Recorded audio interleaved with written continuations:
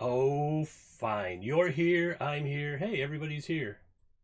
Oh, that's not working. There's the music. There's the music. I'm here. You're here. All the important people are here. Look, I'm totally repping Michigan stuff today. I got the Founders hoodie on, and I'm drinking coffee from the Sparrow Collective in Grand Rapids. I think it's Grand Rapids, Michigan. I got it through drinktrade.com. I was just looking it up to see if that was the website, drinktrade.com. Got delivered. It's delicious. Normally I have to put sweetener in the coffee, but today no sweetener in the coffee. It's just the coffee. It's delightful. Mm. They did not pay me to say that. I just wanted you to know. You specifically, Lich. If you're a coffee drinker, get their stuff. It's delightful. It's delightful. Oh, I should get. Hold on. I'm gonna get the thing. I'll read it. I'll read it dramatically.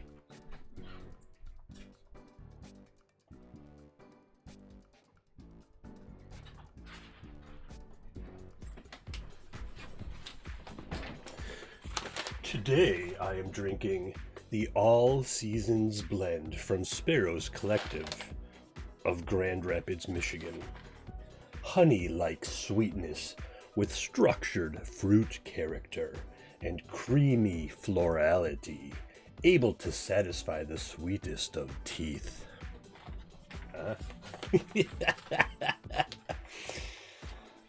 The Harmony series feels like watching lightning bugs with your bae on a hammock while the sun sets. Man, they really put some marketing power behind this thing. The Sparrow Collective. Oh, you can't see it. The Sparrow Collective. Great coffee. I'm very satisfied. I got like a... Give to me the sweet teeth. Give to me the sweetness. Hey everybody, Logitech C920s are on sale at Target for $62.99 with a 10% off coupon. I'm gonna share the link here. Michael was just telling me.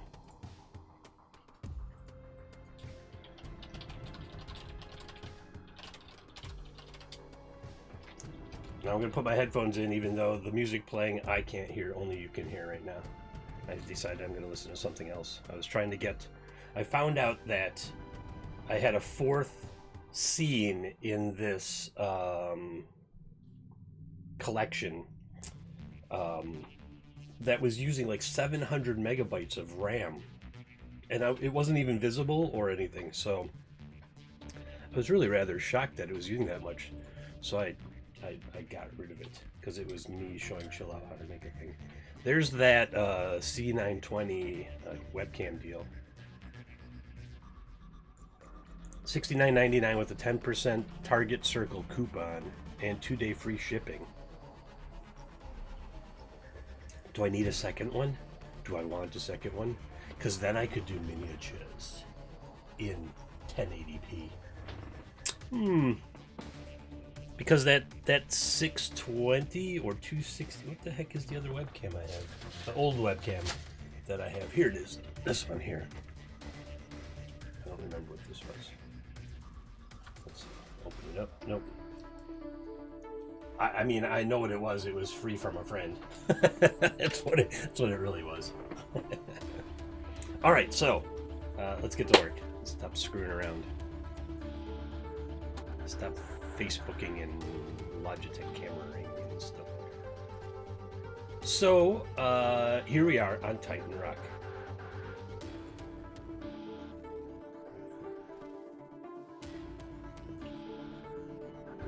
Oh, really? Is that because of their... I wonder if that's because of their Logi software. Because of their Logi software?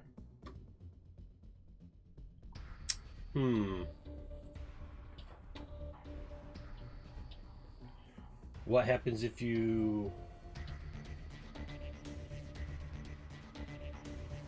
What happens if you... It's really weird because it's quiet. I gotta put some music on. Hold on. What happens... Oh, I can close Task Manager. Thank you, Task Manager.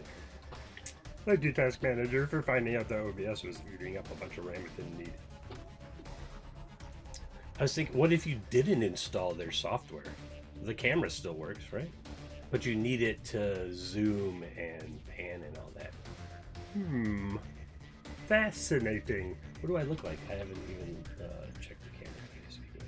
Oh yeah, I'm not burned out. I have the you can see my hand gets burned out when I get up there. I have the sound deadening blankets open because it's a bright sunny day and it's like 48 degrees outside, which is pretty warm. Not like 64, which it was here the other day, but 48 is better than minus 20 in snow.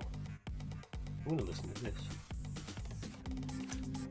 No, not on that output. Come on, Amazon Music. That's gonna be no, quiet. Shh. There we go. Copyright hit. Bam.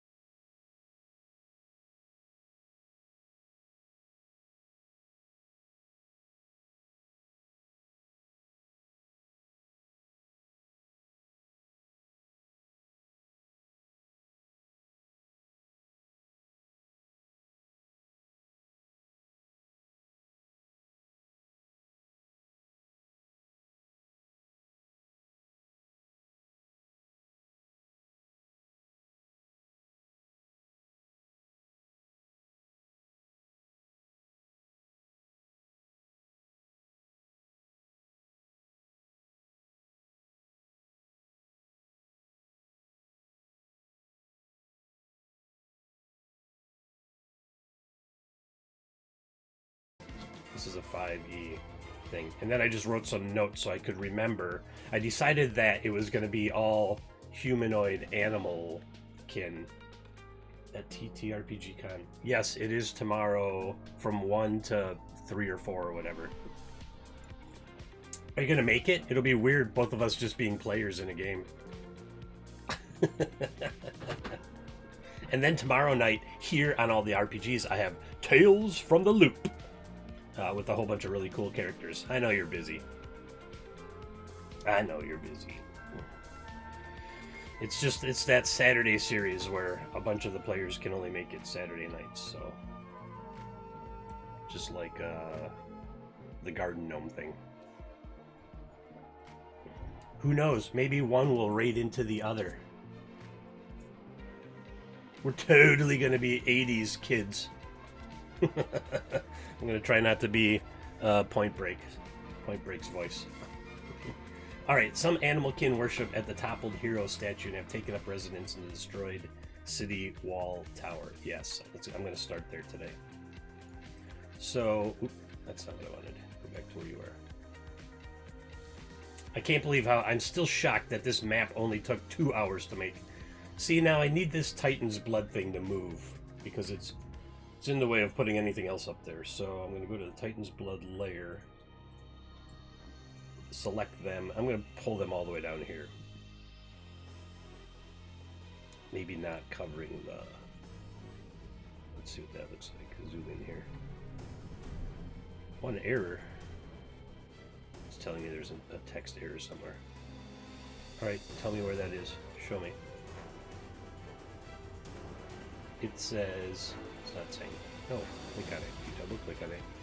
And the error box pops up and it says, oh, there's overset text. Where is it? Show me. Oh, it's this one. The darn program's so smart. It knows. It knows. Shut. Alright, what if I, It can't be that much.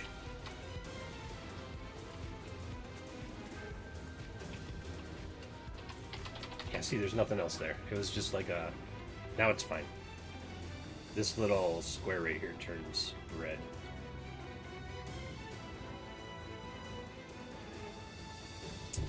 Oh, yeah. That was awesome.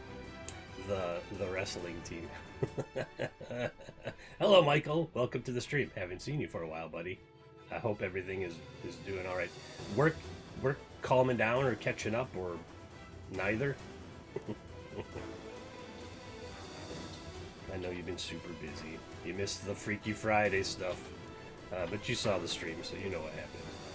Your characters have swapped bodies. All right, how much space can I get to put this animals worshipping at the? Try not to cover the map with any of the text. See how that goes here. Okay, so this one is... I mean, I know somebody we could talk to about that, probably.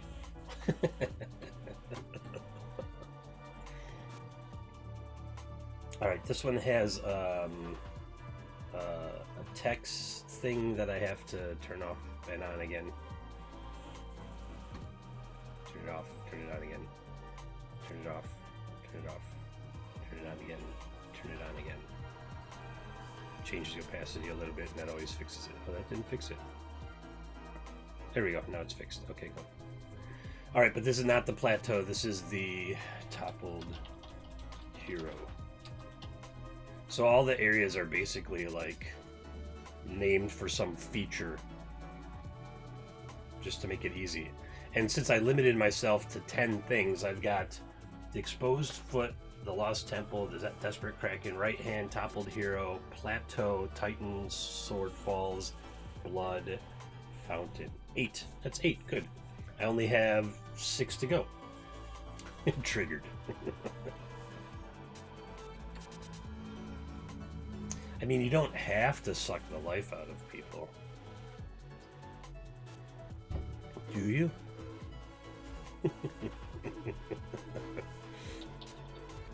The toppled hero.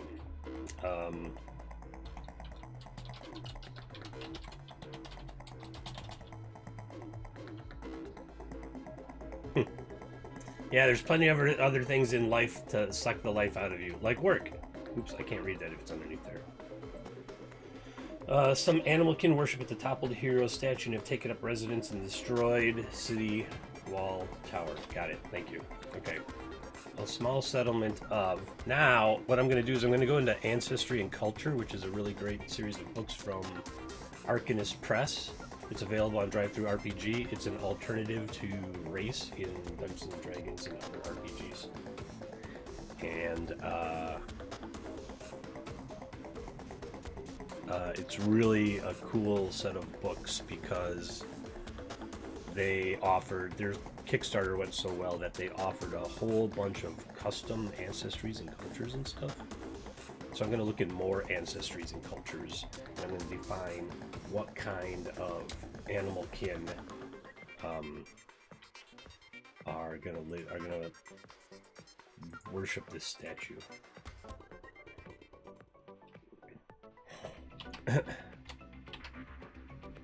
The only way you suck at life is if you're dead, and we're all here, so we all rule.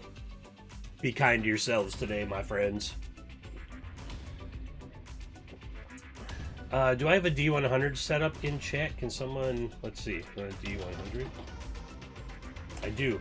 That one's not going to count. Someone want to roll me a D100? Please? We're going to define what type of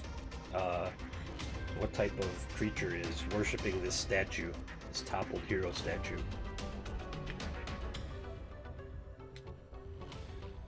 Thanks, Steve.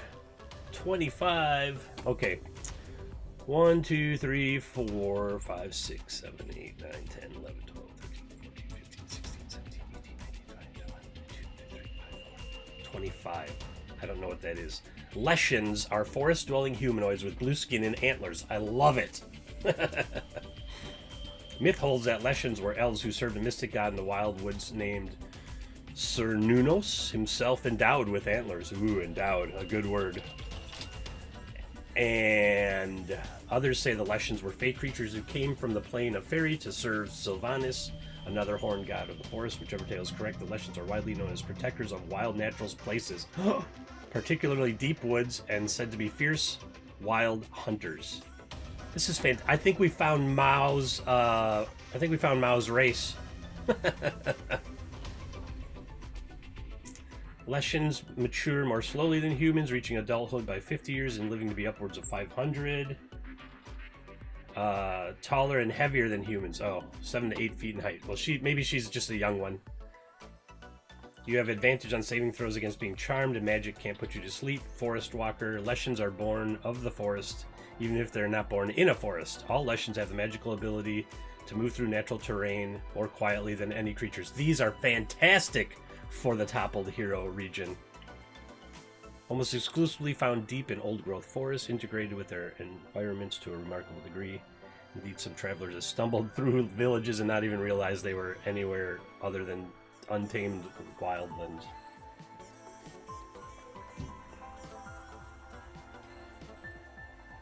I love it. It's fantastic. Perfect. All right.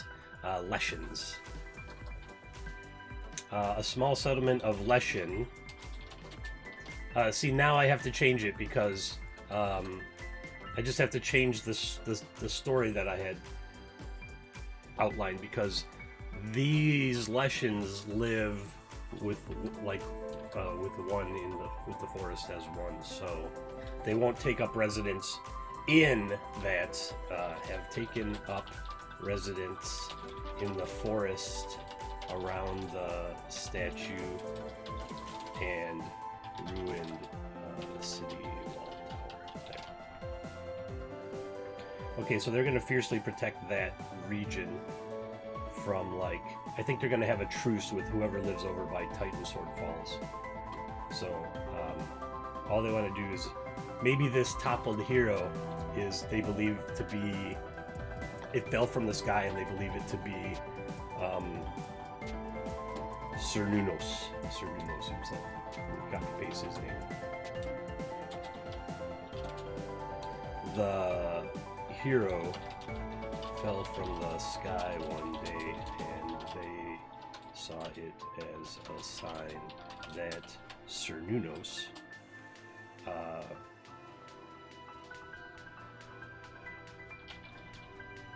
we've all learned a Leshen. It's Leshen. We've all learned a Leshen. Have you seen the Leshen, Moneypenny? Have you seen the Leshen, Moneypenny? Have you seen the beast, Moneypenny? F in chat for Sean Connery.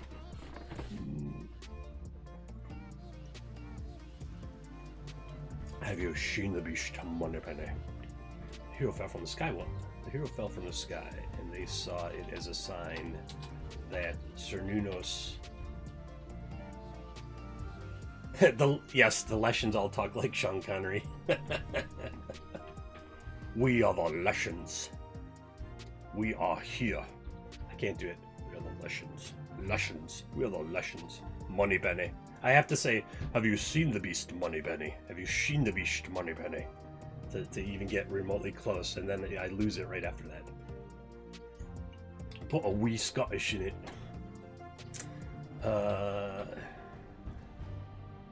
Have blessed them.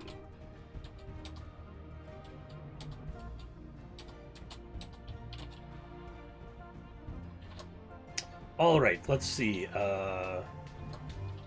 This blue-skinned, antlered humanoid race.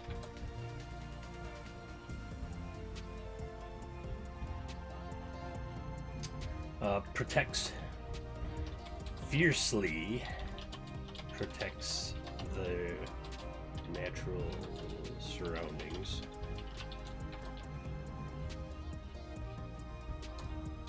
And are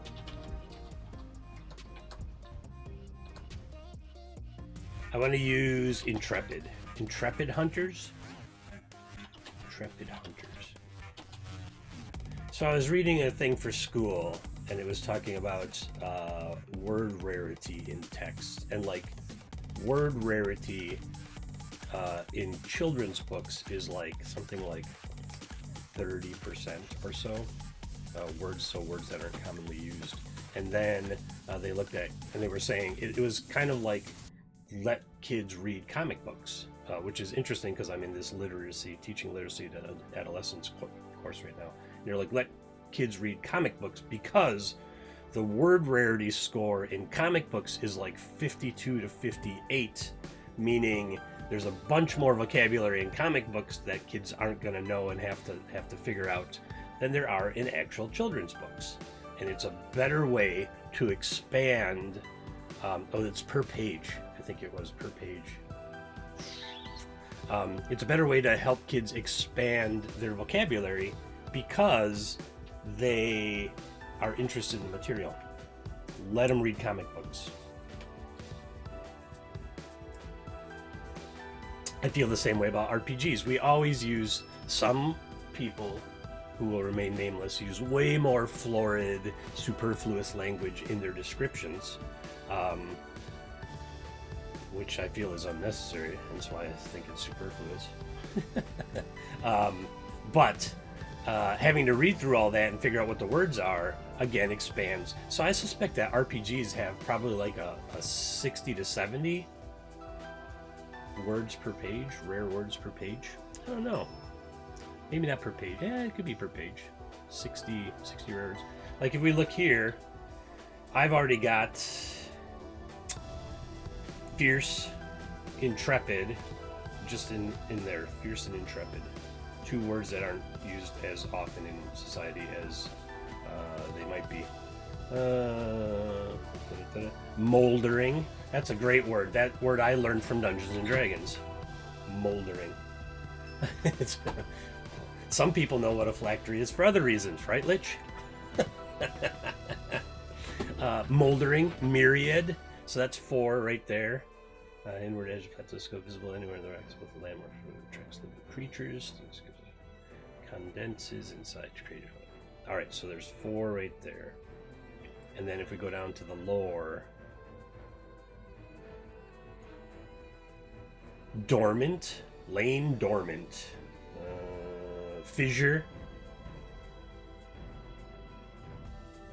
moorings, unless you want to read a bunch of sea books. It's being reborn, powered by its own essence. Stone, heats water, cascade, ancestral home.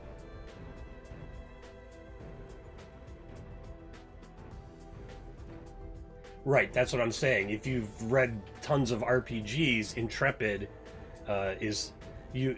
When do you hear it? Usually hear Intrepid Explorers. Intrepid Explorers. But if you don't read adventure books or RPGs, you're probably not going to see Intrepid that much. Petrified. Like these are all words that I'm like, I use them all the time, but they would ping on the rare word scale. Hoard, both hoard and hoard, treasure hoard and hoard of something. Unless you're reading about Mongolia, Attila the Hun, stuff like that.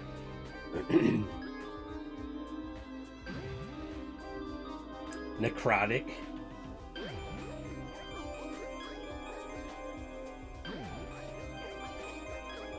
Bludgeoning. See, these are all words that are in our vocabulary that aren't in kids' vocabulary until they start playing RPGs. And this music is still loud in my head. Turn you down a lot. Still fine over there. Oh wait. That shouldn't have been on. Oh, that's going to be a whole bunch of copyright hits. Oh, well, good. Glad I didn't do a whole bunch of... We'll see. I don't know. It'll just be copyright hit on the VOD later. I don't think anyone's watching it. Anything cares. Blue-skinned antlered humanoid race fiercely protects the natural surroundings and are intrepid hunters. Okay. Alright.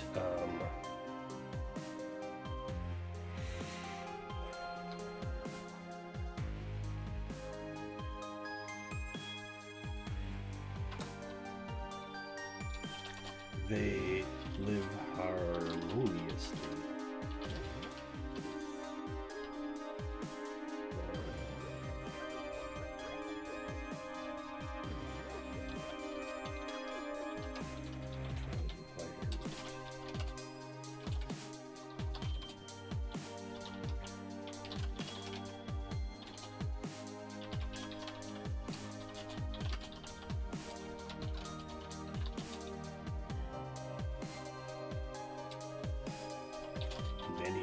situations, and then I'm going to say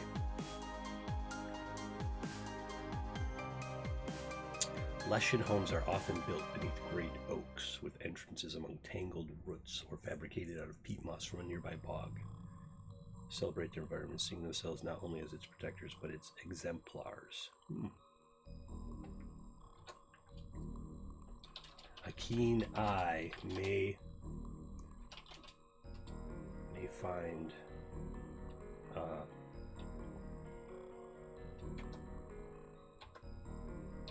peat moss home at the base of an ancient oak. Is that what it said? Yes. Or two. They currently have a non-aggression treaty with whomever lives at Titans Sword.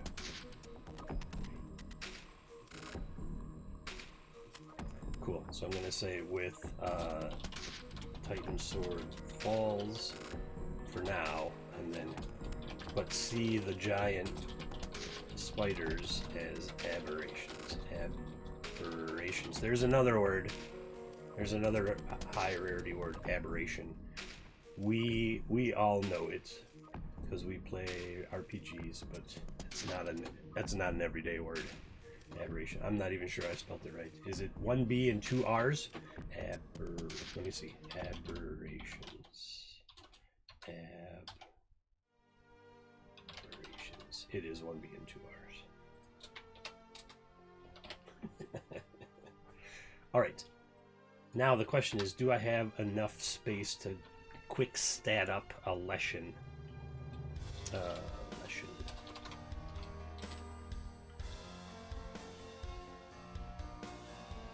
Well, hey, Lithadora. You've launched an RPG in FPS? What game? Which game? Tell me more. I have to try to extend this box somewhere. Need more space to get more stuff in here. Or cut back on my verbosity. I'm going to call them neutral. Neutral good? I think neutral good. Alright, I gotta go into my stat formatter. Actually, no, I don't. I can just copy it from one of the other features here. Pardon me. Let's see if all of this will fit in this box, and then I'll know how much I need to... Oh, nice. Nothing fit. Nothing fit in there. Oh, I did have the box rather short. What do? Do I extend it over the compass rose? I mean, it's not that... The compass rose isn't that important, is it? We know once you have north, you can figure everything else out, right? I'm just going to cover it. I'm going to extend it over that way. And then that should give me enough space to get everything in there. Boosh. Almost. If I extended it just a wee bit this way, I'm not covering anything important. Bloop. Take that box and expand it on the edge there. Cool. Alright, and then I can... Oh, I definitely don't like that. Oops, yeah, this should all be... let's go back and reformat it. That's fine. NPCs. I'm going to combine some lines here. I feel like D&D players are savvy enough to understand I'm pushed for space.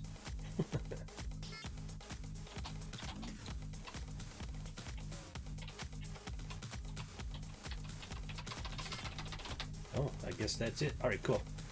This is all going to be NPC stats right there. And then if I zoom out and click out of the box, it should say, yep, there's no overset text. So cool, that works. Look at all that empty space. I think I'm going to do what I did with the oops. I'm going to do with what I do with the other one is I'm going to make it a 2-column situation here. copy, delete, shrink that down, right there, put another text box right here, throw text in there, come back, and to column that box. Oops. Oh.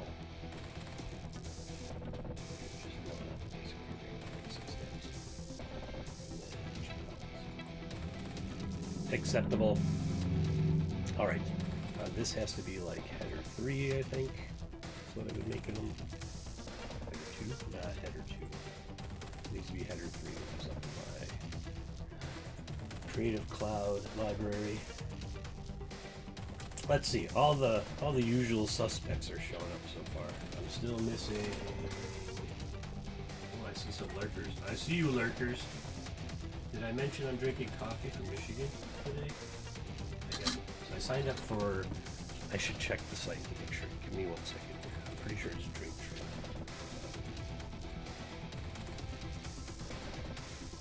Pretty sure it's drinktrade.com. I play this stupid Dungeons and Dragons mobile game called Warriors of Waterdeep, which is really just a tactical mobile game wrapped up in D&D skins.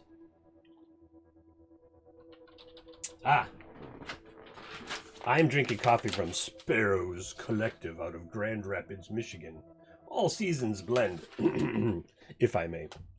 Honey-like sweetness with structured fruit character and creamy florality. Able to satisfy the sweetest of teeth. I don't think that's the proper use of sweet tooth. Is it? Harmony series feels like watching lightning bugs with your bae on a hammock while the sun sets. No endorsement or promotion. No, I'm very picky about my coffee. I want the packaging to be recyclable. I want it to be sustainable. I try to do local. There's a bunch of great local roasters here in Milwaukee as well, but this Drink Trade place,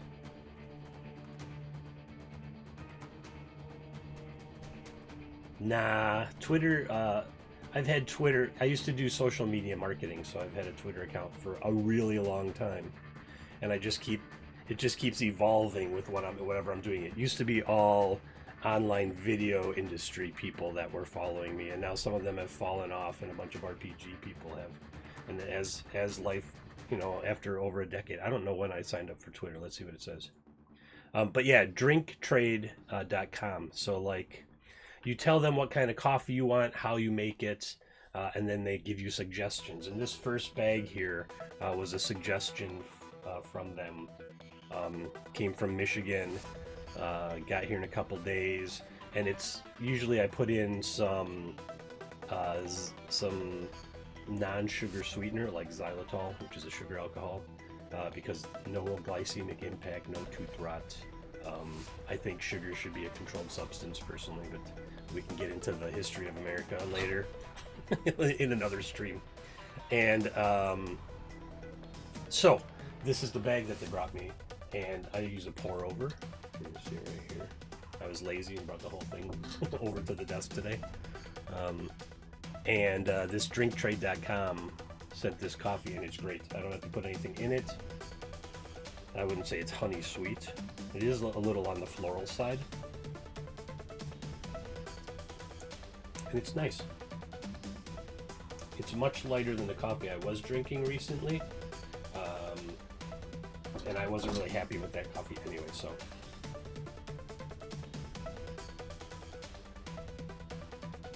YouTubers have to declare everybody. I mean, if you're getting more than $600, wait, is it talking about like taxes or what? Because anytime you make $600 or more from anyone that you don't work for, they have to send you a 1099 by the U.S. tax code. Until I've been a freelancer for a long time. Oh, product placements in the streams. I see what you're saying.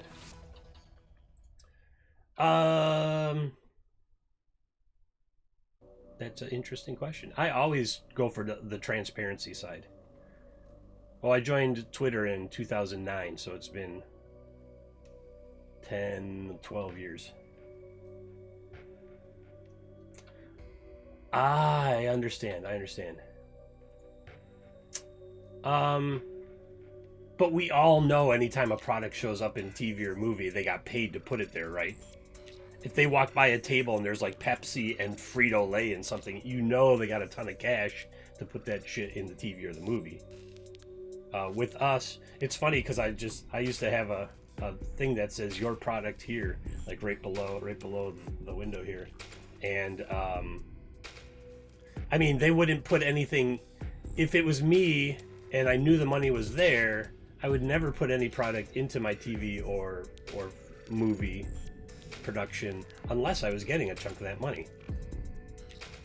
I don't care if the characters drink Pepsi or Coke unless it's specifically stated in the original creative content that they drink one or the other and there's a reason for it. Even then, I would still try to get Pepsi or Coke or whoever.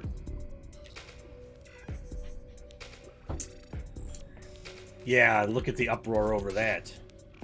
What about the jeans the dude was wearing in Mandalorian in the background, huh? Were they Levi's? Were they Lee? Were they Wrangler? Was there money there? Maybe that was a product placement.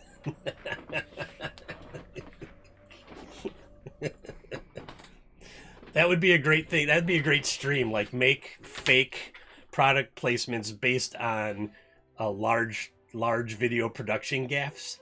Like, just, you know, the guy slides in and he holds up a sign like jeans by Wrangler and then slides back out of the Mandalorian scene. Oh, that would be easily achieved with 2 green screens too. You get that scene and then you slide in and be like jeans by Wrangler and you slide back out. Tough enough to take on the gag scene. Bounty Hunter's choice in pants wear. Leg wear. Starbucks, when your fantasy coffee just isn't good enough. Anyway, if you drink coffee of a certain quality, go here. Look, I'm not even gonna do like a referral link or anything. I don't think I have one. I don't know.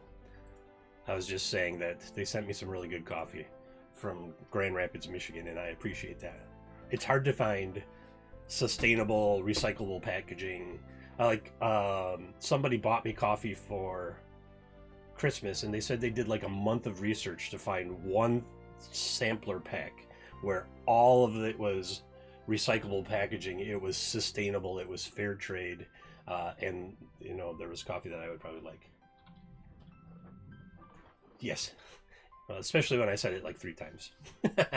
All right, what am I looking up here? Oh, I know. That's got to be. I'm easily distracted today. It's been a fairly good week. Worked last night at the Bucks Arena. Made a little more money than I expected, which is, you know, always a pleasant surprise. Uh-oh.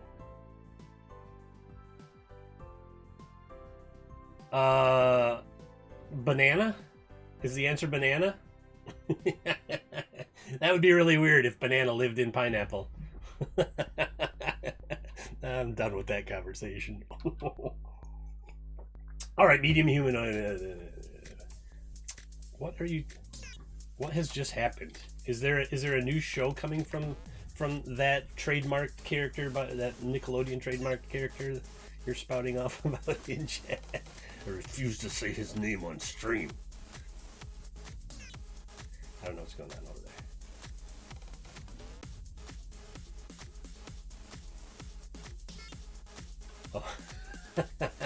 Oh, who lives in a pineapple under the sea? Blurp, blurp, blurp, blurp.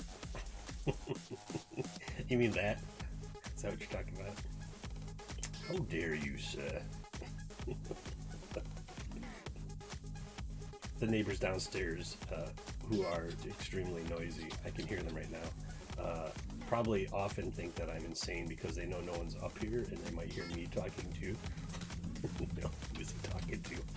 The world, you fools! All right. Do I want to see? I'm happy. Okay, everyone in chat. This format for actually it would be like this. I'll do it properly. Is this format for ability scores acceptable? I say yes. Normally in 5th edition, well, in D&D in general, it's always been names on the top and numbers underneath. I don't think that's necessary. It's also like a formatting nightmare sometimes. Like, I think I got it. Did I even do it on the spiders? I don't know. Let's see. What's the spiders look like here? Whoa, whoa, whoa! Where are you going? Where are you going, Titan Rock? Come back here. Nope. See, I did the same thing. But it's supposed to be like not that way. But I think this is self-explanatory, right? This is fine.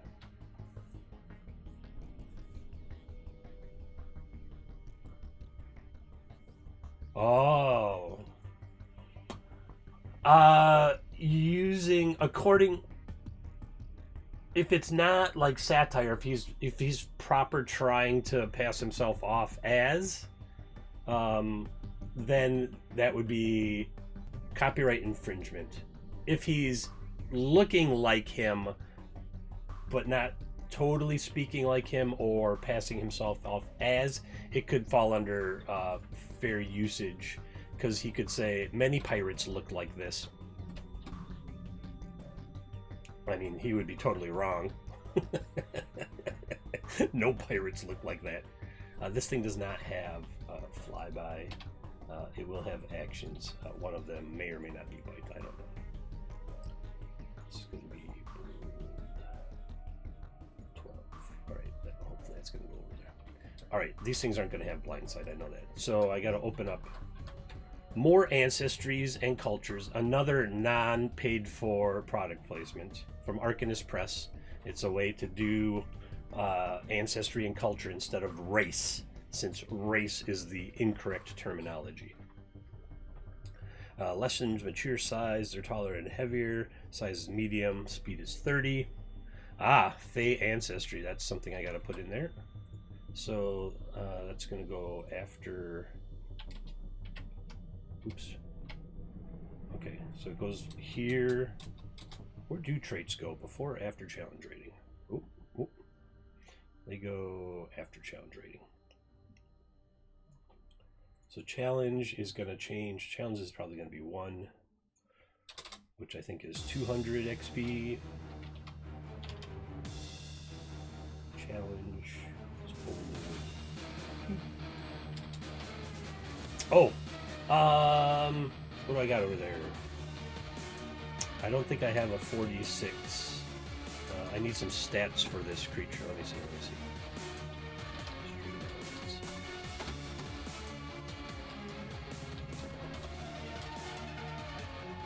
Nope. All right. We could just do D20s, but that's not the proper way.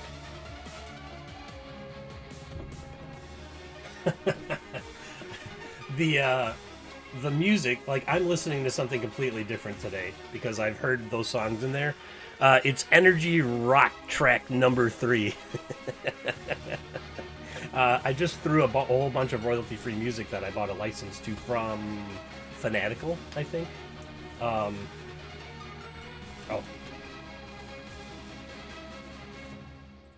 Yeah, I was kind of just here.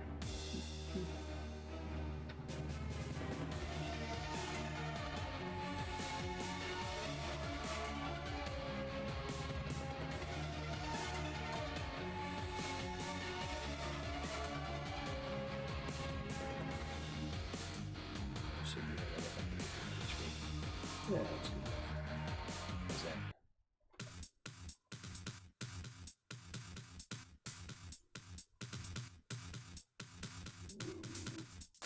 There we go. There, now you can read that whole thing. Hey, that looks big enough. Okay, what I was looking at is I need to go to my chat commands here. This is an ever-evolving stream, as you've noticed. I have to do a lot of the background stuff on screen because I realize I need it suddenly. Here's a question. No, I don't think it can do it.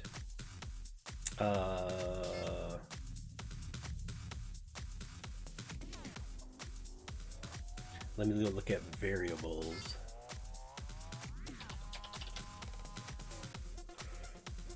Okay, how about random? Random. F3, random 1 to 100, random emote, random chatter, random pick.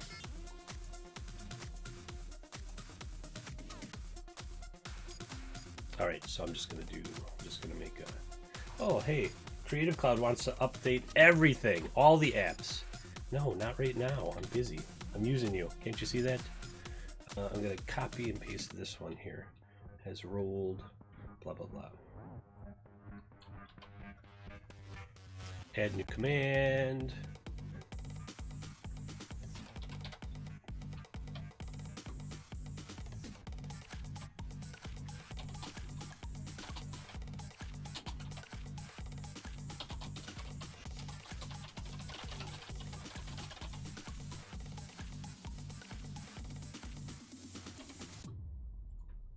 All right, exclamation 46 should produce the desired results now. If anyone wants to do exclamation 46.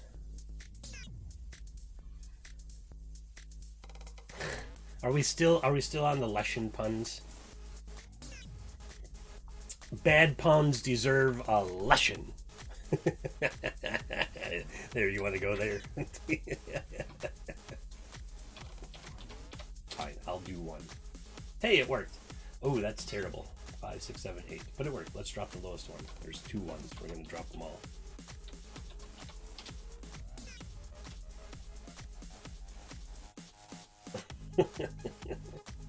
Look at it, rolled 1, 2, 3, 4. That is not cool.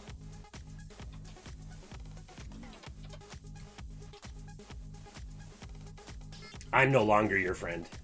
You're out of here. Kick ban. There was something posted on my server that was promoting something for them, and I deleted it. I was like, no.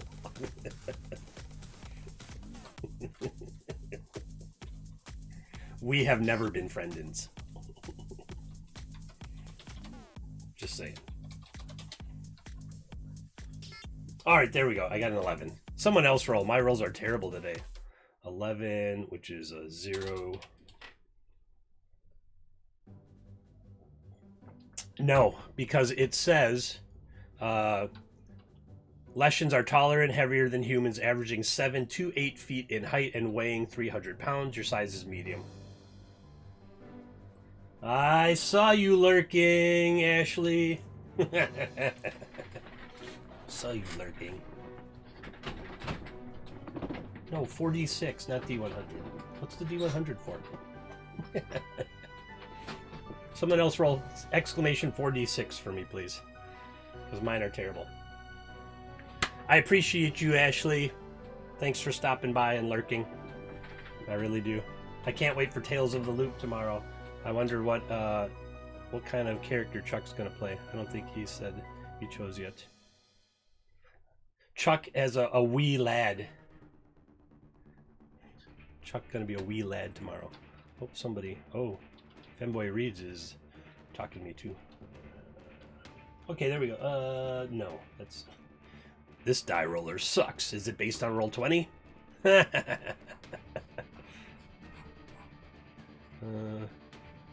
he hasn't. He must be busy today. It's all right. Man, these are rough rolls. Oh, here we go. Ashley got a 9, 10, 12. I'll take that 12. As I don't want it as dex. I'll give it 12 as their con. They get +1. 9, 10, 11. There's an 11. All right. Thank you, Steve. I'll say 11 is wisdom. That's a 0.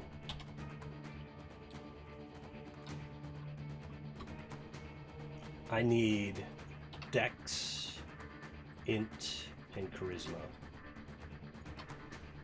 Dex, int, and charisma. I know, the numbers are really low. It's 3 1s on that one. That would kill a player. That would literally kill a player. That's an 11. All right, I got an 11. That's an average intelligence. All right, let's see. I need Dex and Charisma. Anyone? Exclamation 46. This should be regular bold. There's a 10. All right, and probably has a cooldown I didn't turn off, huh? Is there a cooldown? There is 15. Looks like 15 seconds. Can I edit it? Oh yeah, I can right here. User cooldown here. I'm gonna say 5. I'm just gonna make it a 5. And save. And now we should be able to just run them. Try again. 9, 10. They're pretty average. Okay, I'm gonna give them a 10. No, 10 dex. Oh my god.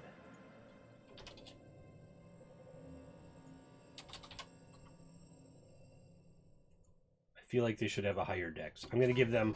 Oh wait, do they have? Hold on a sec. They might have.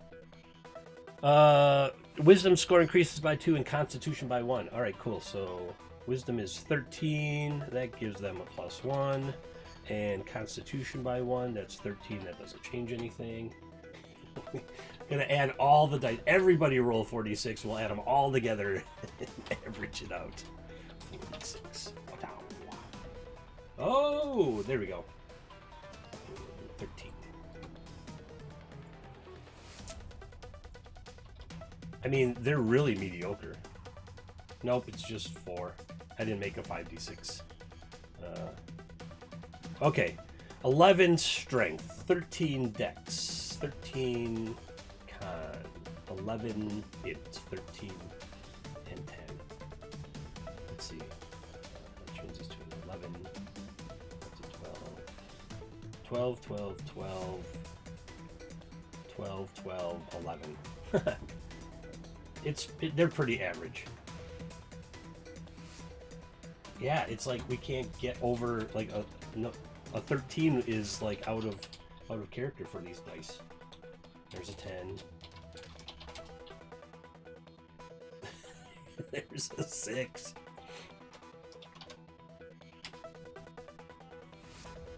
There's a 10. All right, it's good. We got it. We'll do that. All right, let's see. Revere both nature and life. As a rule, their communities lean toward neutrality. I already said neutral. Good. Forest affinity. All right, I'm gonna put this in here. Oh, this is cool. This is gonna be another trait here. Oops. I need to get rid of that. This is gonna make it hard to get like an action in there. What I'm gonna do is I'm gonna trim the wording. Advantage versus advantage on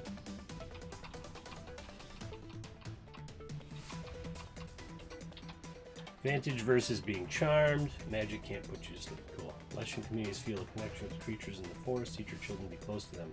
Here, I'm just going to get rid of that.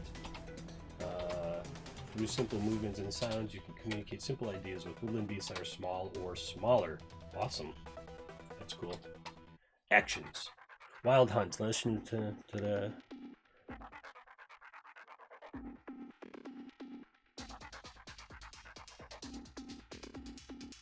Proficient in survival and with simple weapons. All right, cool. So this is going to go here. I'm going to cut out 90% of that.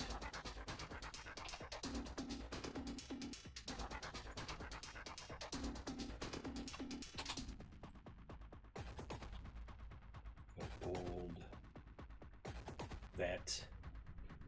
I'm going to get rid of this. There's a big space here. I'm going to try to get that other line bumped over there. Yeah, that is... It's really brutal on the, why is it 14? It doesn't give me 6.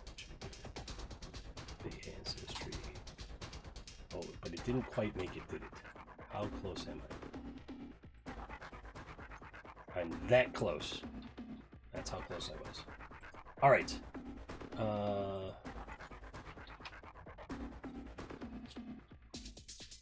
Cool. You are proficient in survival, so that means they're going to have a skills. They have to have a skills thing. Skills is right here. Survival is wisdom, so they're going to be +3 there. I'm going to say stealth. They're proficient in stealth too, +3, because they're woodland. They live with nature and therefore, in nature. I mean, they're not. There is no city around, so who cares? But all right, this has to become bold. Now I'm just going to push this over to the next column.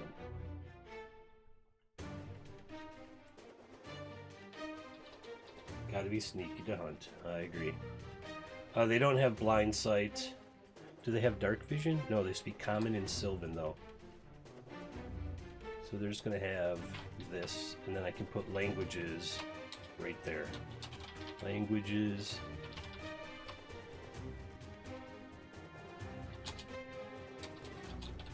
Common, Sylvan. I'll put a text highlight, like an outer glow underneath it, because it gets hard to read right there.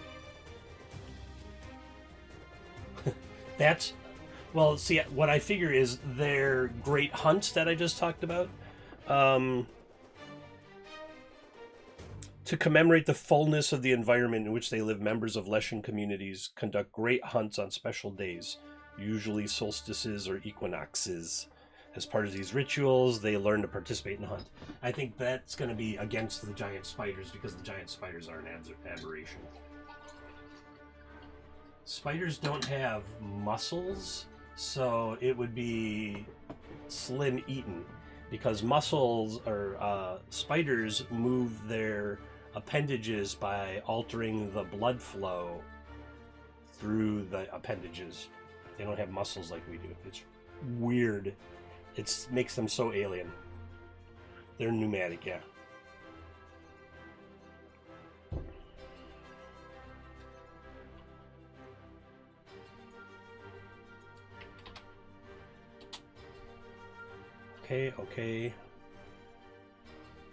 Okay, actions. What do you think? What weapon are these guys carrying? Bows? Spears? Bows and spears? Simple stuff, just because that's what they can make out of nature? I think bows and spears would be the best. Short bows, because they like to get real close when they're hunting. And spears, so they can leap from above and impale their prey, be it humanoid or not. So I'm going to put my player's handbook here for a minute. And player's handbook's going to stay. All right, spear.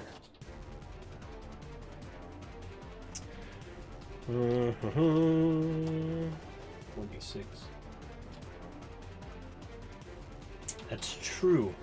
They are like 8 feet tall. I still think a pike, because pikes were like 10 to 12 feet. I'm gonna go with spear, because then they can chuck it if they need to. But they can use 2 hands to do 8 points of damage as they come down and impale. Plus no strength bonus, but they are proficient. 2 melee. Attack. Period. 1d6. 1d6 piercing. Piercing damage. 1d8.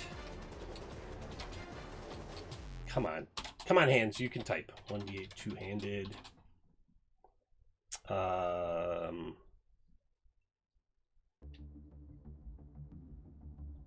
But throwing it, they're better throwing it.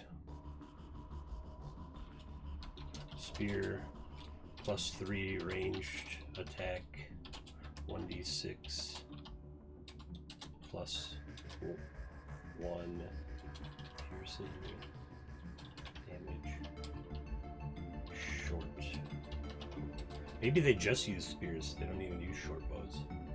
Because they can chuck the... Yeah. They're proud warriors. Short bows are for lesser hunters.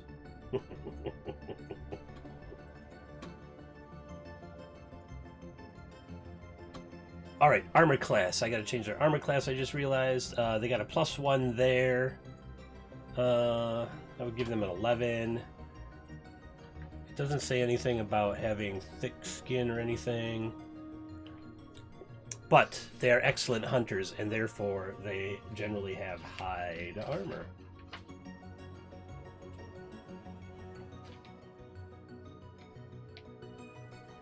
Hide 12 plus dex mod, so they'll have a 13 hide armor. Long limbed, you say, huh? Let me look that up. I'm guessing in the DMG.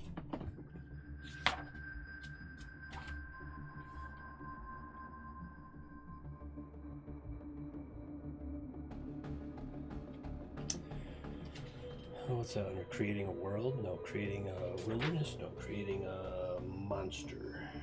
Creating an NPC.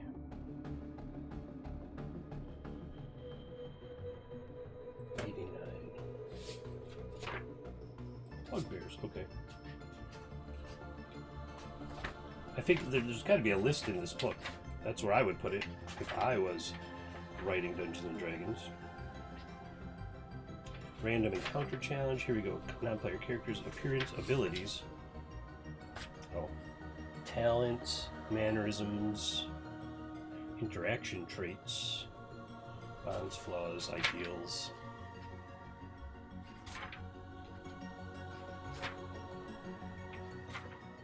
And I would be incorrect.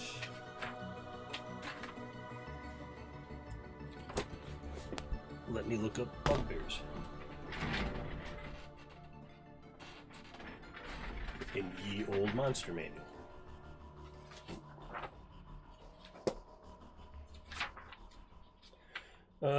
Bugbears, brute, surprise attack. Yeah, they just have brute and surprise attack. Brute is their... I could give them that. Deals 1 extra die of its damage when it hits with it. Volo's Guide. I don't have Volo's Guide, though. What else would be long-limbed? Trolls. I imagine trolls, which don't really use weapons much, but... Keen smell, regeneration, multi-attack.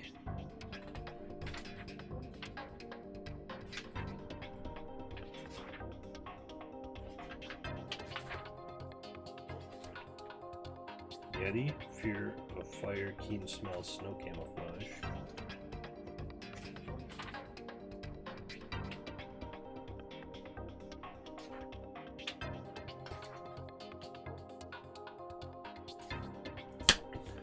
I'm just going to look it up on here. Long-limbed 5E. Oh, see, it says bugbear in this one, but not in the monster manual.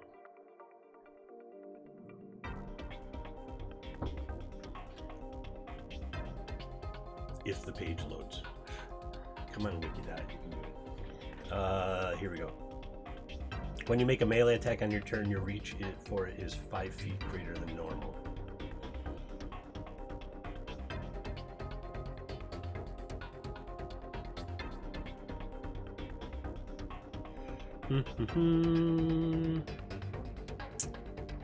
Remember when bugbears were like super scary? They still are. I almost killed a whole group of kids playing D&D with a single bugbear.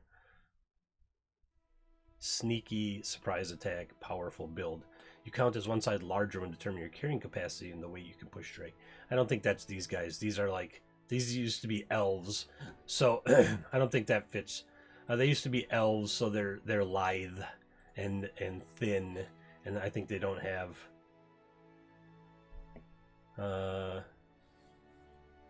They're okay here. Those of Leshen ancestry are tall, standing 7 to 8 feet with blue or gray skin. They have hair in a range of colors from dark brown to red to pink. Their ears resemble those of gnomes, though larger to suit their larger frames, and their prominent noses appear somewhat beast-like. Many Leshens also have antlers that grow from the tops of their heads, though not all do, and the presence or absence of antlers does not map onto gender or any other attribute.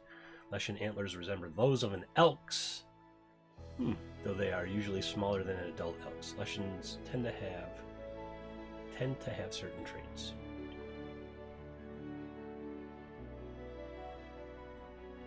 So they're like elk people, kinda. They're elven elks. It is.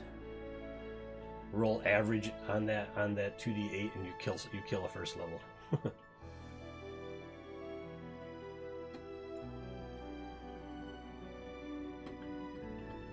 These blue and gray skinned elk antlered.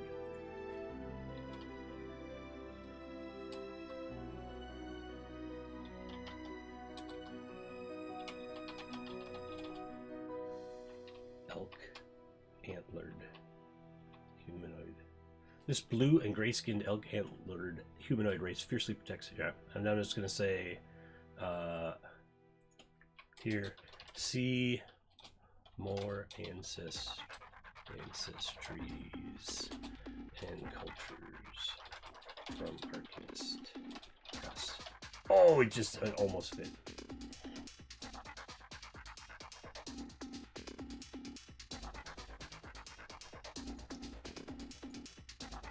That's going to be non-italic. It's going to be regular. I have a little room to work here. Perfect.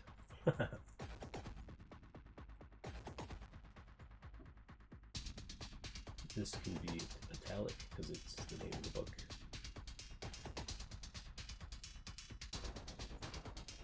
book. Medium humanoid, neutral good, 13 armor class, hit points. They're challenge 1, so that means 4 first levels. This is in the DMG. It gives you like a range of what their hit points. Nope, that's the monster manual. It gives you a range of like what hit points should be.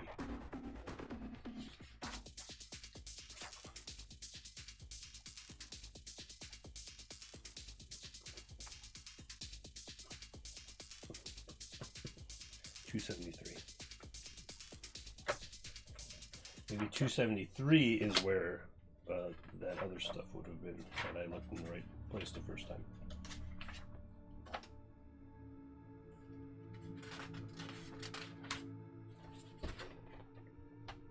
Creating a monster. That's the monster mesh. So, proficiency bonus +2, armor class 13, check and check. Hit points 71 to 85. Attack bonus +3. I did not give it a +3 attack bonus. But it says all of them should be +3. It's proficient with the spear, but it doesn't have any strength. I don't see why it would have a +3. Damage per round 9 to 14. Save DC. Alright, so it's slightly underpowered for... So I'm going to say 70, 10. Well, it says 71 to 85. What is that? 60 12s.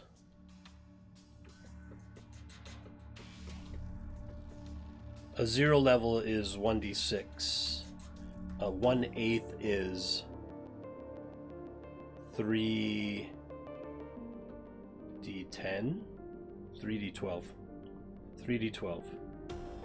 1d6, 3d12, and then 3d12 to 50 is 5d10. That's 5d. It's all like 5d12.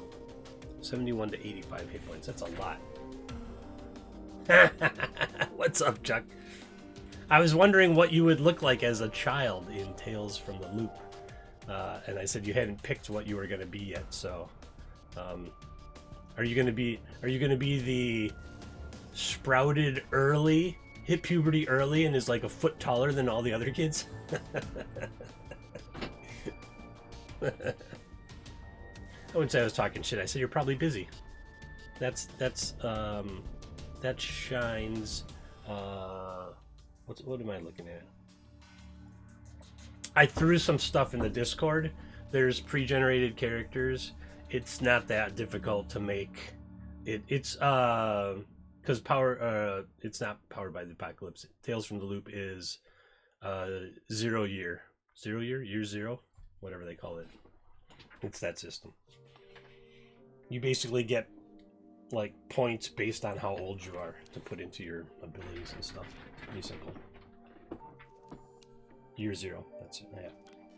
Oh, you should be the small, scrappy kid then. The one that's always trying to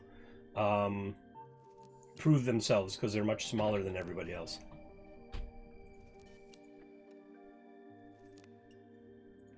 Oh, why is that minus 100? I was like, why are all these things jumbled up together?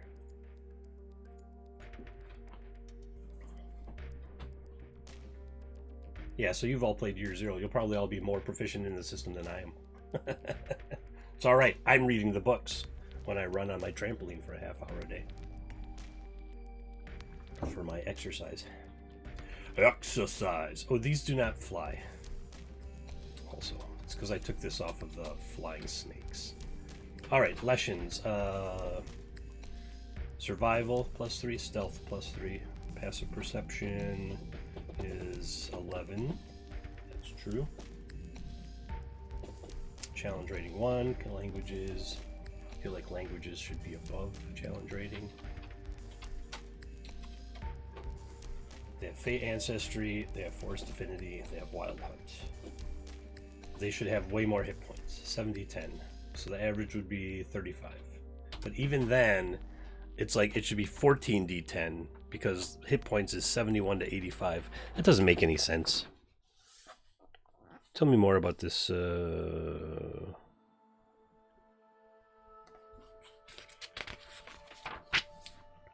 Hit points. The monster's hit points have a direct bearing on its challenge rating. Yes. Use the table. Okay, so they're medium. D8. 4.5 per die. Oh, average HP. I see what it's saying. Assign hit dice. Alternate, you can assign monsters as many hit dice as you want. Besides the die used to calculate. Depends on monster's size. D8. Okay, so it should have a D8 here.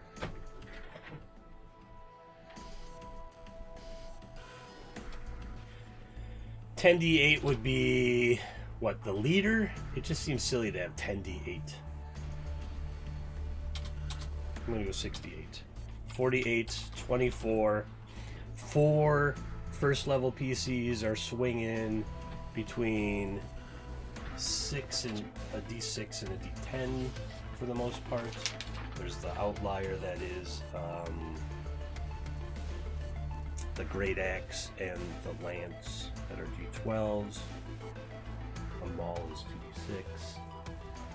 Average would be 6. 4 of them might take it out in one round. That's not very challenging. Fine. I get what they're saying. 12d8, 48 points. 48 points, okay. Alright, the lessons are complete. Cool. Zoom way out of that. Oh, I gotta go into that text box now and put this one here.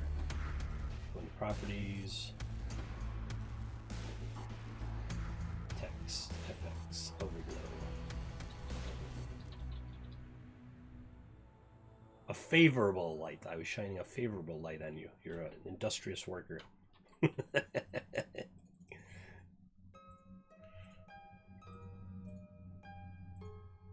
That'll work. Bump up the opacity a little bit. Just so down in this corner so it's easier to read right there. Because that stuff in the background gets a little wonky with it. Oh, I gotta update this one. Text, outer glow. It's usually when you adjust the Preview off. There we go. Preview on.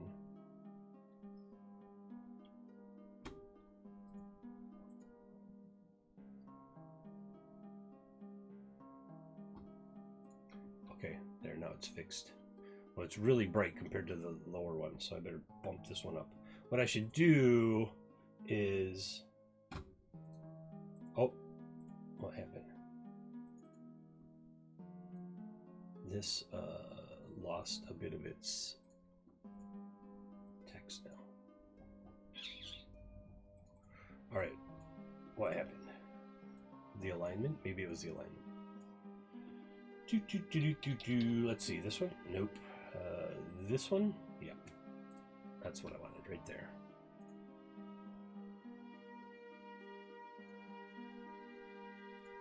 Oh, I see. It's because there's rounded corners on that text box, and they don't need to be there. So I can just take them off, and they'll give a whole bunch more space. All right, but this one, I have to go to outer glow and crank her up. Crank her up. Preview, preview.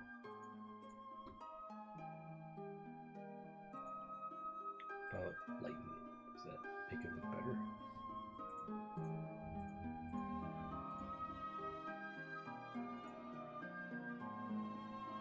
Yeah, it's like, it's not there, it's there, it's not there, it's there. I think the one up here is just too strong. Text, outer glow. Oh, what is it? Is it the opacity? Oh, it's the 20. It's 20. Here, we'll make it 10 in terms of that, and we'll lower the spread a little bit. Preview off. Preview on. Better. Good. All right, good. All right, that's done. All right. Whoa. Come back. Come back. All right, there we go. Toppled Hero, Spider War, The Plateau, Titan's Blood, Lore is down here. All right, I'm going to do Titan's Sword Falls. The Blood Fountain is going to be a small one. That'll be easy. What I'll do is I'll just copy. I'll do that one first. Copy that first. Titan's Blood, those right there. Select items. Control C, Control V. It did not work. Yes, it did. I lied. It worked. Zoom in on this. We're gonna reshape it to like the edge of the island. The text inside has to do the same thing. Oh, it's already there. All right, this one can go to Klepto.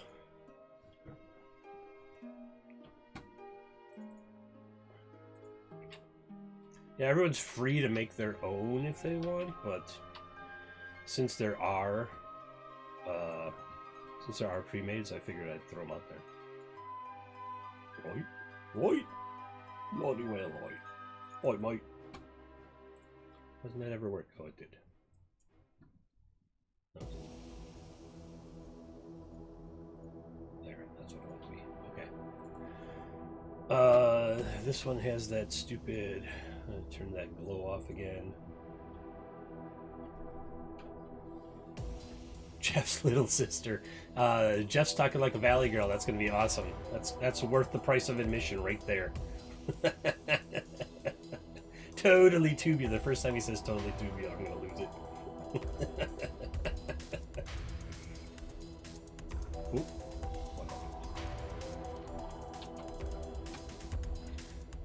This is the Blood Fountain.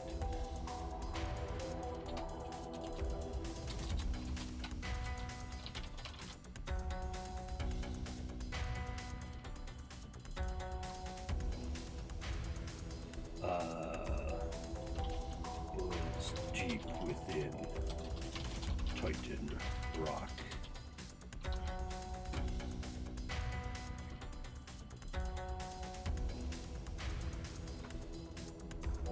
Blood of the Titan boils deep within Titan rock. It rises to the surface, burning.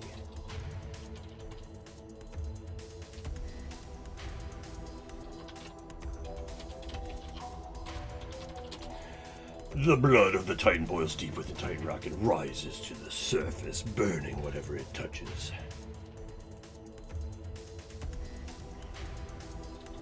It powers the floating island's movement and gives form to the Titan's thoughts. I guess that should be capitalized T Titan because it's the Titan of Titan rock. Pushing it in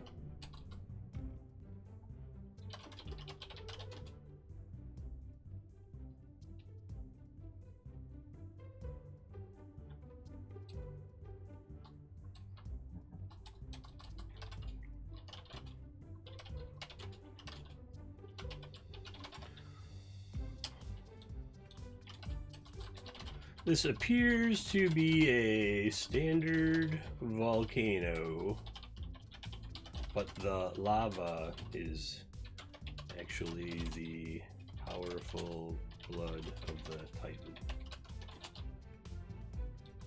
It seeps back into the rock in a perpetual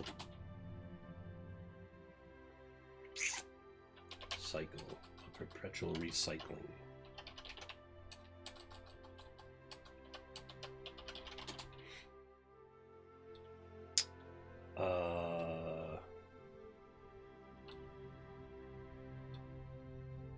Legend says that its power can be harnessed by those who are bold enough to try. All right. So it's not really a volcano, even though it looks like a volcano.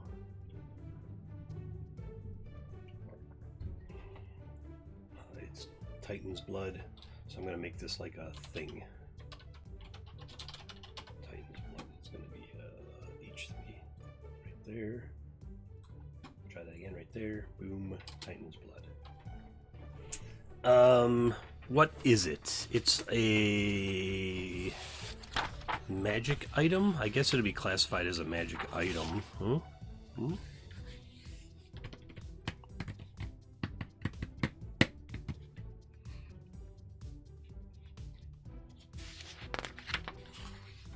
Like a magic potion? It's not really a potion, but...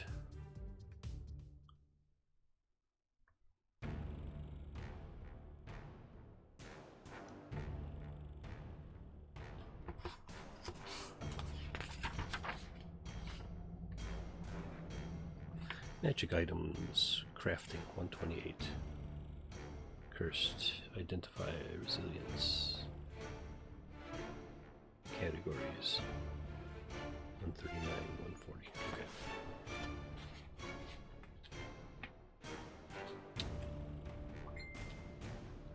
Bling! Magic items. Armor, potions, rings, rods, scrolls, staff, swans, weapons. Nope, I don't like any of it. It's just going to be a substance. Who texted me? What you want?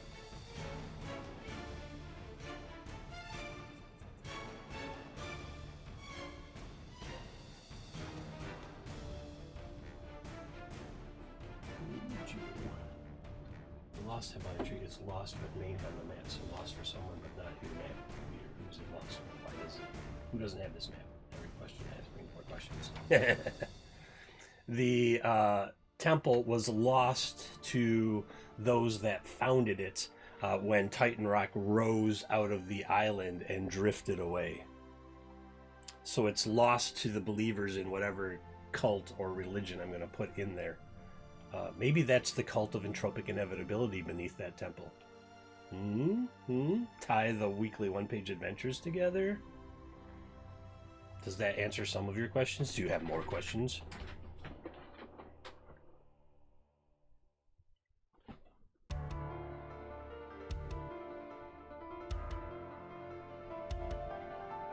What's a better name for the temple? Cult of entropic inevitability? No, I'm going to leave the Lost Temple. You're not the boss of me. telling you, it's lost to its followers. If that chunk of rock falls off and becomes a new island, they might one day find it again.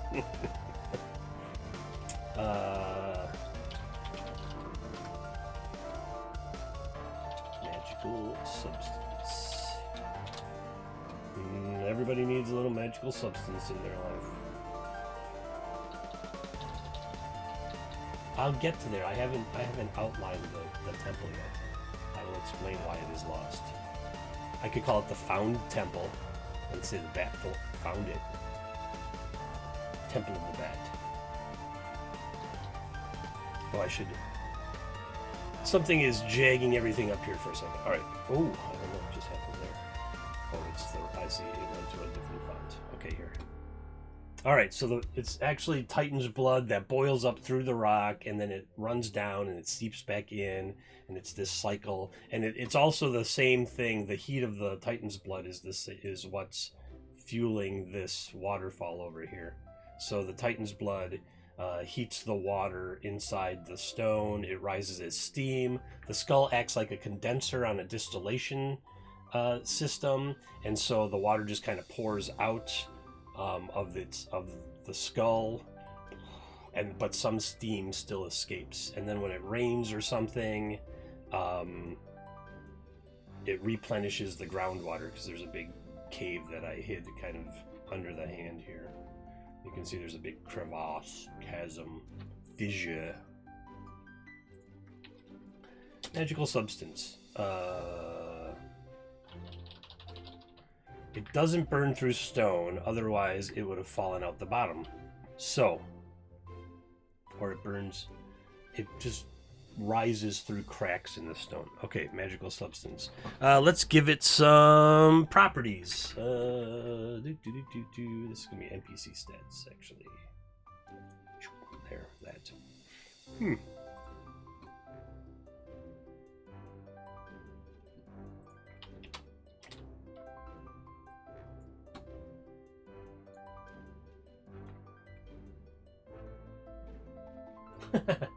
There's a cave at the bottom. There's caves all over. Hold on. Let me get this squared away here. Here, look.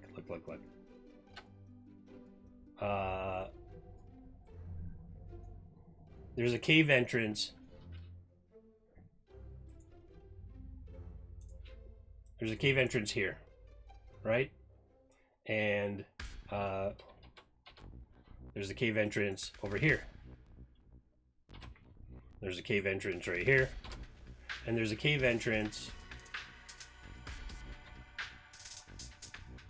right there. Whoa. Oh my god. What just happened? Right there. See it? So there is. I mean, you could also climb in the skull. It's right embedded right in the edge of the rock there. So you could climb in the skull and go down.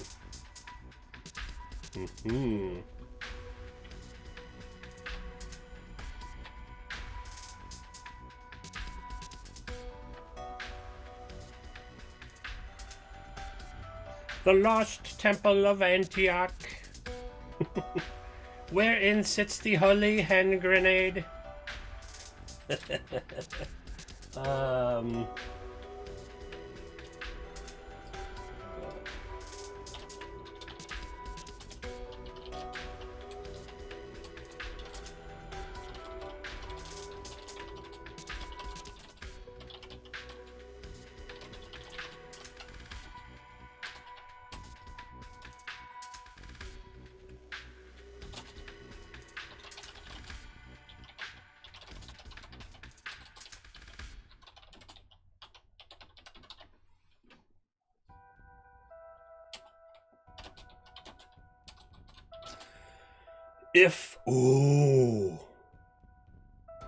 I just figured out a huge plot point that I was missing. Okay, so right over here in a note that I wrote myself, it says other potential inhabitants include evolved apes, certains of the Titan, awakened or animated beings that work to clear away some of the rocks to allow the Titan to travel faster. So they're chipping away at the stone. But what awakened them or animated them or made them servants of the Titan? the Titan's blood. So they have come into contact with it, and then once they are taken, it's like mind control. Like his spirit attaches to them and is able to utilize them to crawl around the island. That's exactly that, Steve. But you have to make a wisdom check to determine if it takes over you, or if you take over, or if you can utilize its power. So if consumed,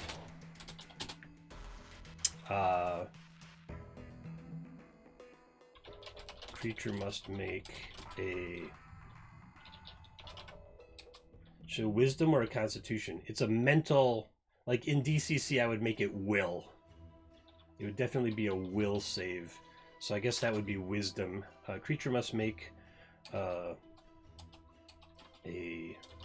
wisdom saving throw. DC 14. If it's 15, they have a 30% chance of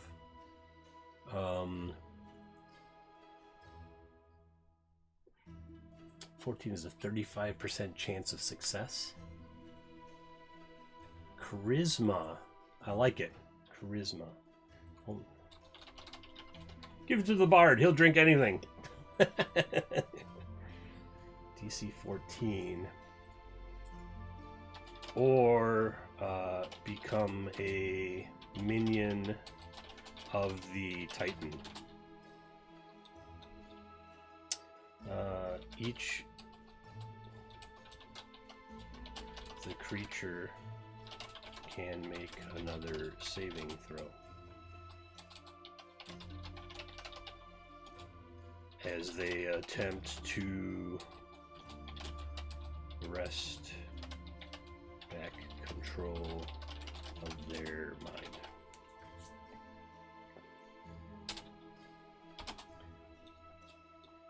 If consumed, no. If they pass,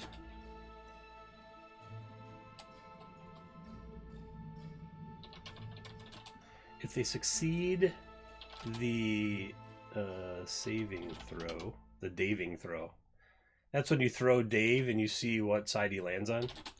If they succeed the saving throw, a dominate spell.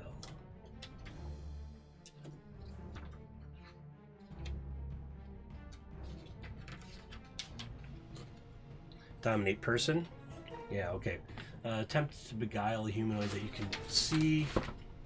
See, that's a wisdom save, but I like this charisma thing instead. Your creature from your fighting has advantage on saving throw. Telepathic link to issue commands to the creature while you are conscious. Sure. Become minion. As a dominate person spell.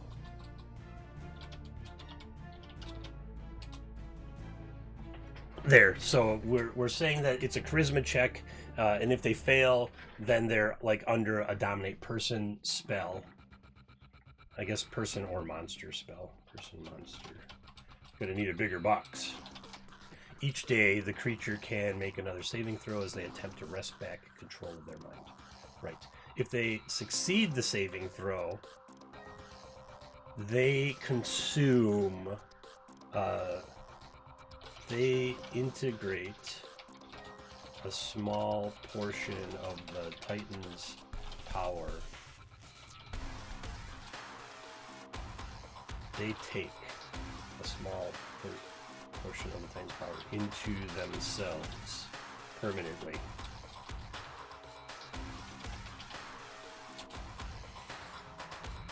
I love throwing Dave. We're gonna have daving throws from now on. Everyone has to have a Dave nearby, so when they have to make a throw, lighter Daves are probably better, so you don't hurt yourself during the daving throw. They take a small portion of Titan's power into themselves permanently. I like the giant strength thing, but if I'm going to make it permanent, I think I'm going to make it... I like to just make it my own stuff instead of rehashing other people's stuff. Right?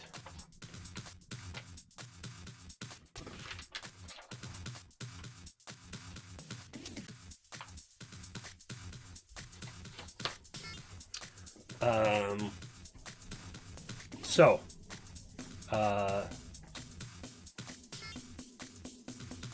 gain advantage versus cold, because it's burning through your veins. It's burning. It burns. It tastes like burning. Tastes like burning. Gain advantage versus cold.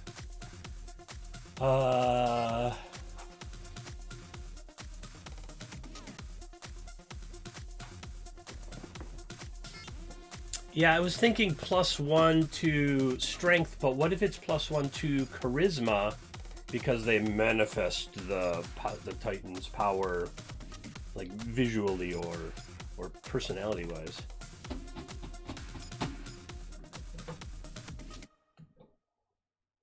Yeah, and it's not stackable. If they do it again later, they don't get more.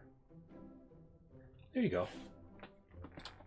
+1 to stat of choice. Cannot be stacked by consuming Noom. Because you know people are going to try to power game it.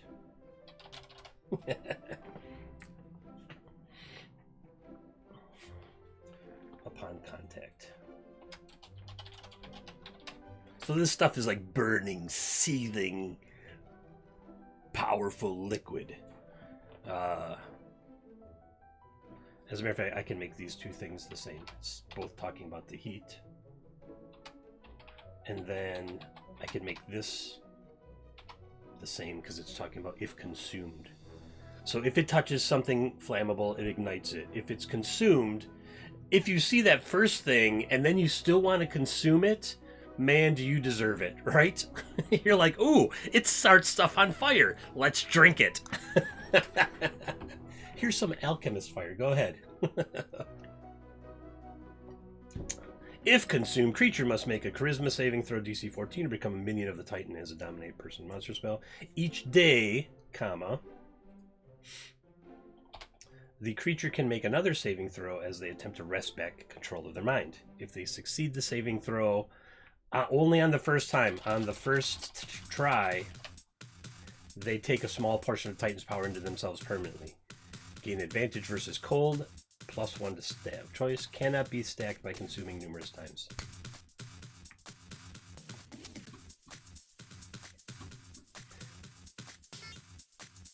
I like, well, now I've got a good set of limitations on it, I think.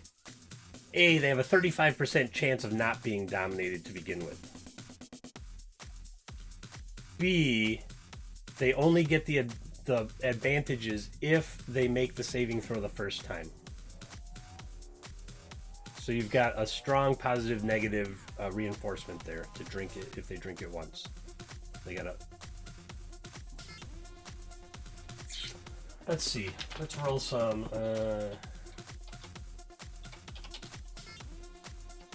Fail. Fail. We already know these dice suck. Fail. Success! 25%. Success! 40%. Success! 50%. Success! Oh my god. I think a 14 is just fine. That's not fair.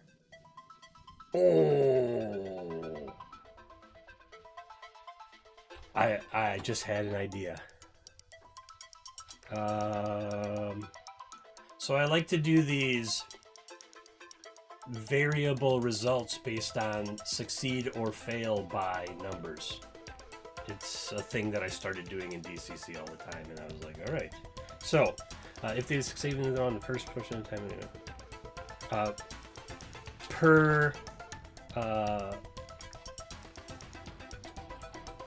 for every 5 points of success. So, it's a DC 14. If you get a 19, if you get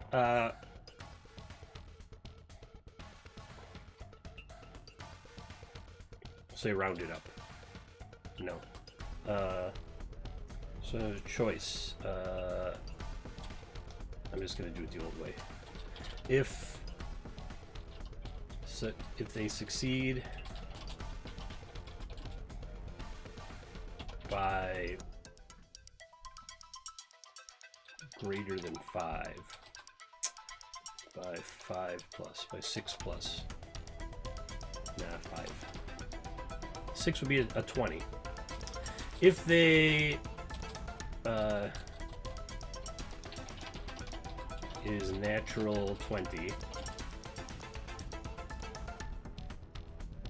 gain +2. If a natural 1, lose something.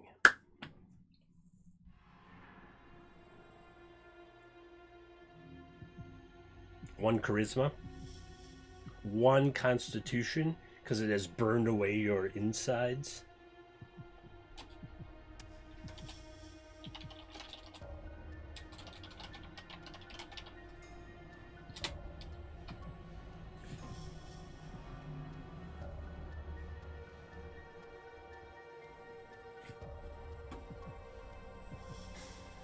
Contained.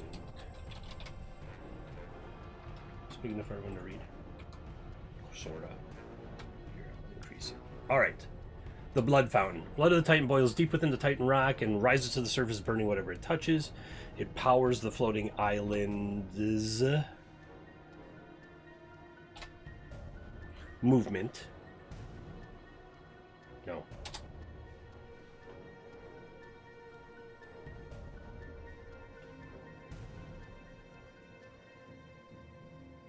Nah, that's so basic.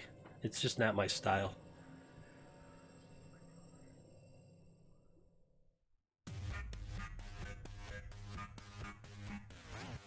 Oh, I don't roll a 1.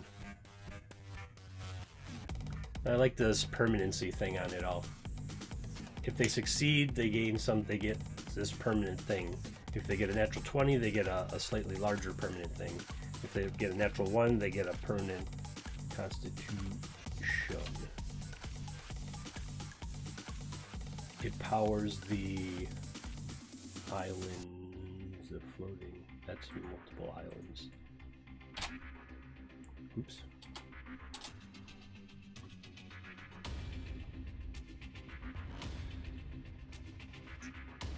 And gives form to the Titan's thoughts, pushing the rock towards. Right. This appears to be a standard volcano lava, but actually the powerful blood of the Titan. It seeps back into the rock in a perpetual recycling. Legend says that its power can be harnessed by those who are bold enough to try.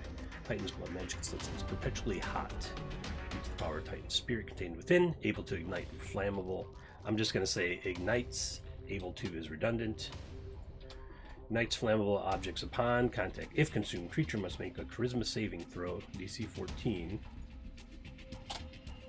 or become a minion of the Titan as a dominate person master spell. Each day, the creature can make another saving throw as they attempt to wrest back control of their mind. If they succeed, if they succeed the saving throw on the first try, they take a small portion of Titan's power into themselves permanently, gain advantage versus cold, +1 to stat of choice, and +1 to stat of choice. If saving throw is natural 20, gain +2. If a natural 1, lose 1 point of constitution. Cannot be stacked by consuming numerous times. Sold. Sold! For the low, low price of your soul.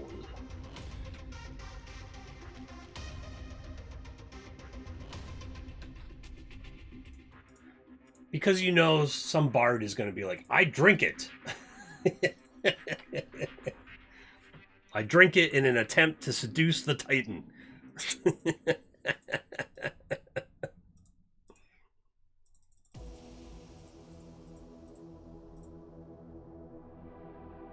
Come on, Outer Glow. Update. And update. And Inner Glow. And Outer Glow. And update. What are you doing? You're killing me, Smalls. You're killing me. Spread. Oh, there, now it's there. There it is. There it is. All right. Too much. Right around. It's just mostly so that these edge things can be read. Clearly. Boy, that took a long time to hash out.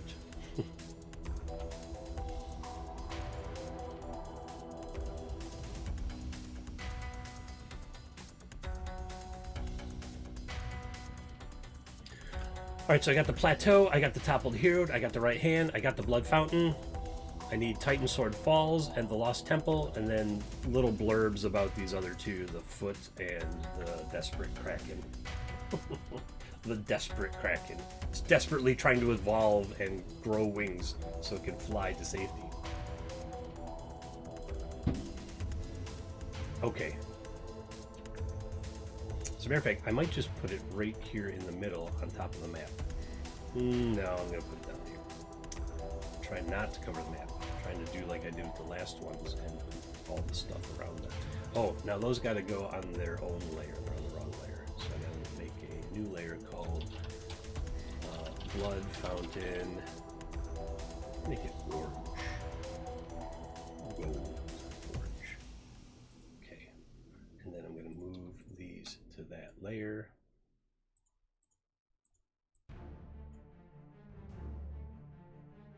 Map labels.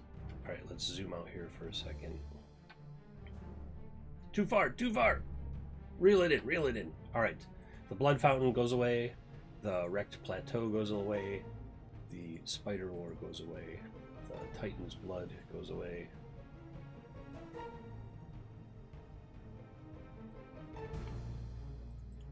I'm just going to call this Titan Rock instead, because I talk about the blood later. Titan Rock. Okay. Titan Rock. Now I got to go edit that.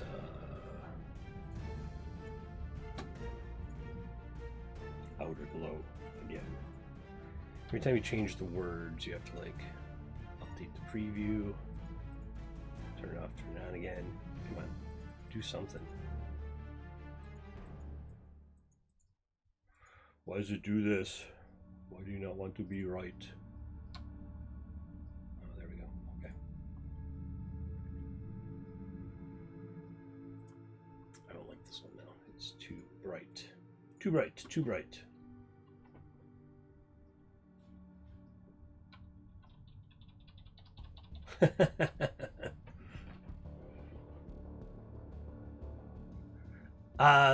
I was also thinking of the Lost Temple being the cult of entropic inevitability, and then it could tie all four of them together. Well, the first one was cult of inevitability, entropic inevitability, and then the second one was the Isle of the Isle of No Return. So I had thought that this had broken off of the Isle of No Return, which was Weekly One Page 2, and then it could fly to, maybe that's what the spark is in Tirasi, because remember they're mining this stuff out of this substance out of the mountain. Maybe that's another dead Titan and it's moving towards it. Ooh, I put an overarching story together with this whole month of one pages.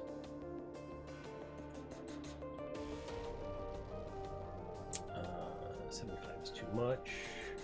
Turn on the preview. Perfect. That would be cool. So, some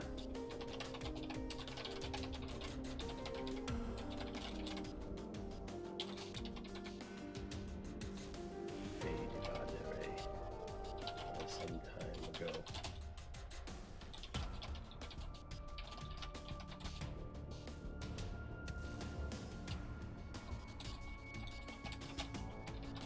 beneath the temple.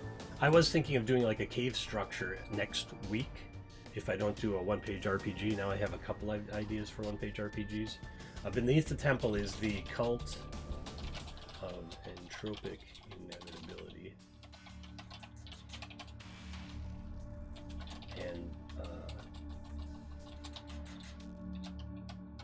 And Rock is floating toward city of Tirasi because they are mining the petrified pieces of a Titan.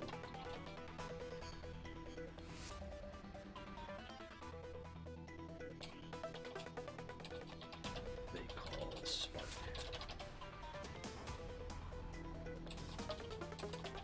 A substance.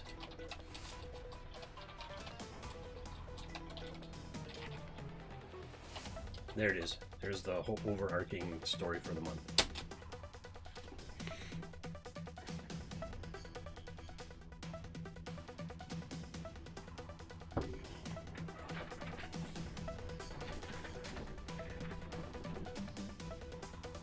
Boom. I should save this work because I've been doing a lot of stuff. Where am I going to put that? I'm going to make a hidden layer. I'm going to make it, it's called hidden. It's just going to be called hidden. Its layer color is going to be black. And on hidden layer, there's going to be this little blurb of text that says this. Why is it not working?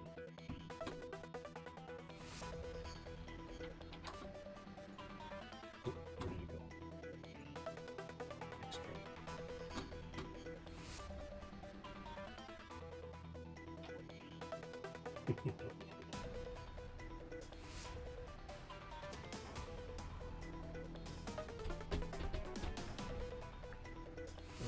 Basic paragraph 14. No flare, no nothing. It's just this tiny little box that's gonna say tying together WOPA 1 through 4. Center that, bold it. I lied. I'm gonna fancy it up a bit. There it is. And it's just this strange hidden layer that I won't talk about ever again. But I'll put that exact thing on all 4 of them. Titan Rock breaks free from Neck of Vedre some time ago. It would be north of... No! It's the lake! Let me load up Neck of Vedre, the island of Neck of Vedre right here. It's where that lake is. That's the piece that it... right here. Morton Stagnum. So it tore. So now we know how big the rock is. How big Titan Rock is. It's this big.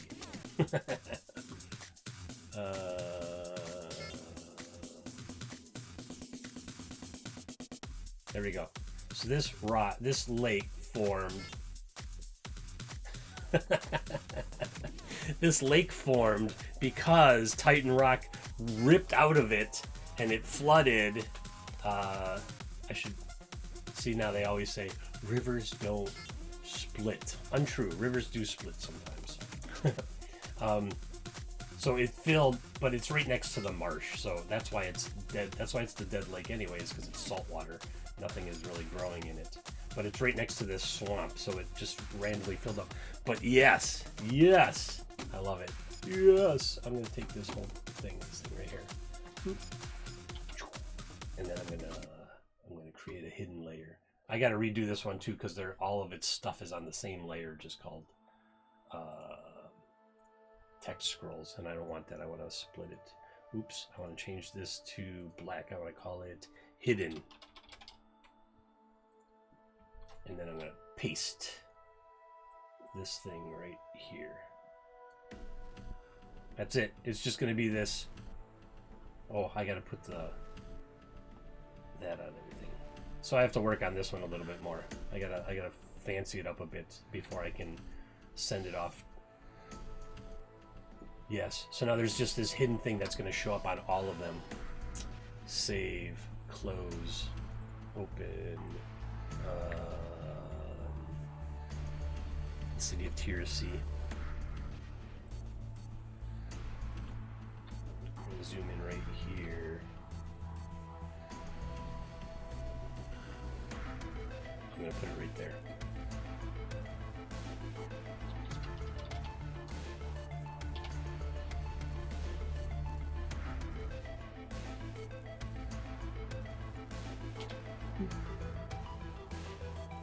Oh, it's like it was destined to be.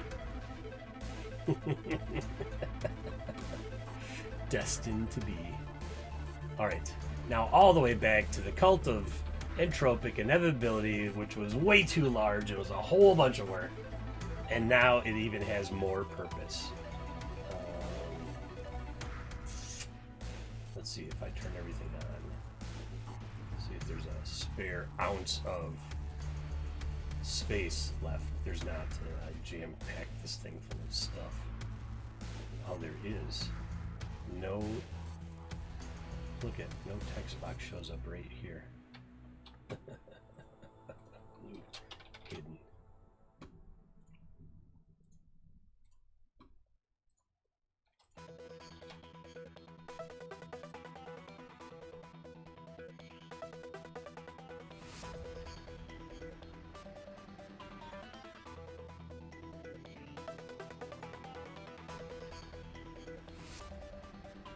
Just this weird little layer hiding amongst everything else on this.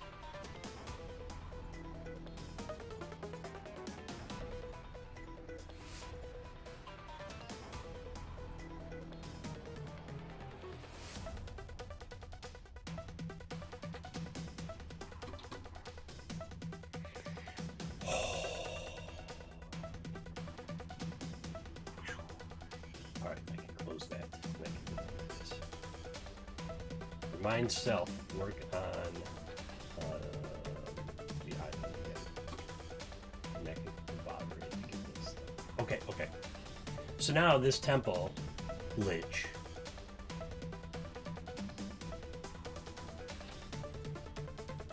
becomes entropy temple. Temple entropy.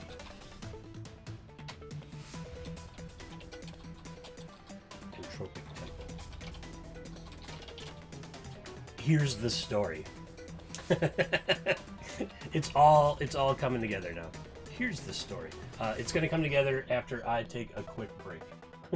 What time is it? Oh, it's 2:04. Hold on a second. Let me look at my Google Calendar here for a minute. This might be an extended session because now I'm in the groove. Go, leave, be gone.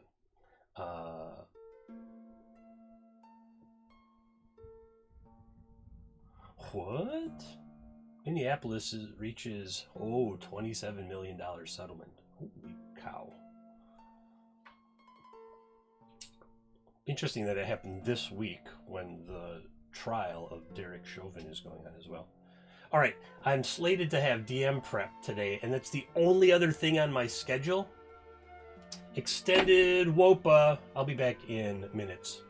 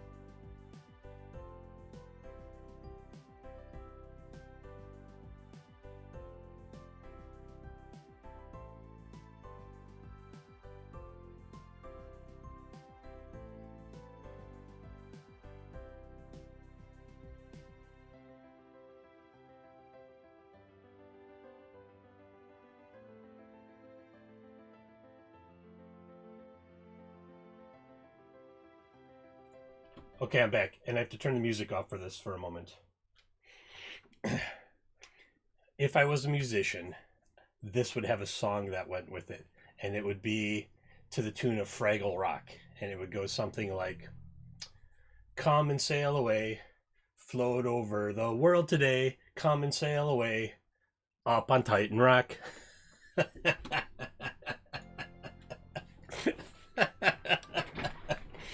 If there's a musician listening and you want to do that, I'll be happy to discuss.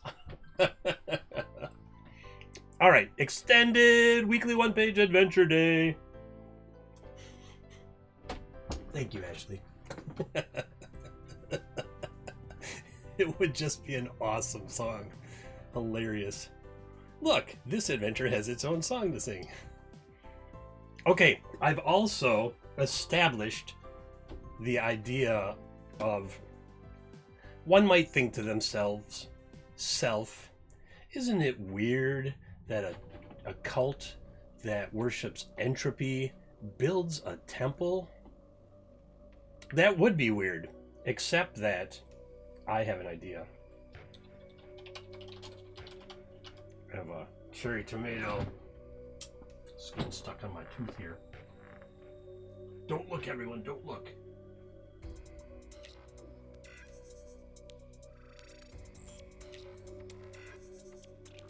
Okay, got it. Strangest stream ever for me. Violet is the color of entropy. That's what I've just decided.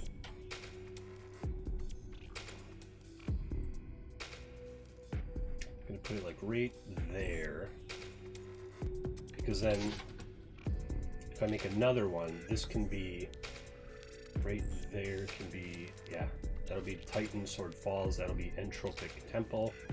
Over here will be Desperate Kraken.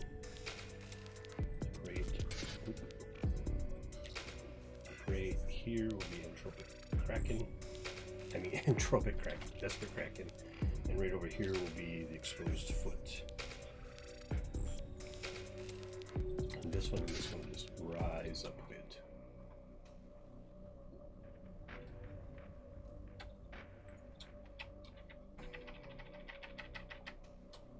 I'm no musician. I come up with these crazy ideas, but I can never implement them because it's just not, it's not my jam. It's not my thing.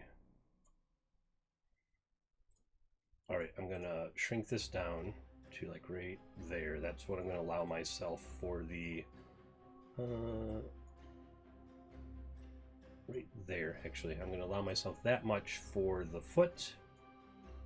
I'm gonna come over here. Blood Fountain. No, Entropic Temple's gonna probably require a little more explanation, so it's gonna be something like that.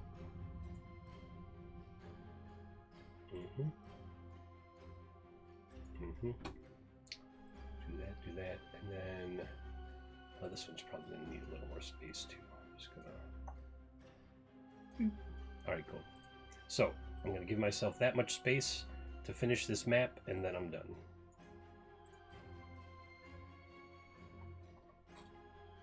Because it's Exposed Foot, Entropic Temple, Tight Sword Falls, and Desperate Kraken. Alright, Entropic. Self, it's weird that a cult to entropy built a temple. The cult of Entropic inevitability builds temples and allows them to degrade to piles of rubble to demonstrate the power of entropy. Whatever is built will one day be undone by the forces they worship. All life will spiral into dark oblivion and the universe itself will go dark and die. Man, these guys are really a buzzkill.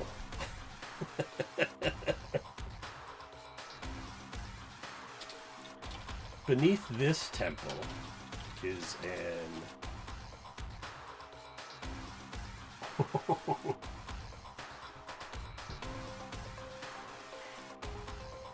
Yeah, but I mean, they're like, just give up hope.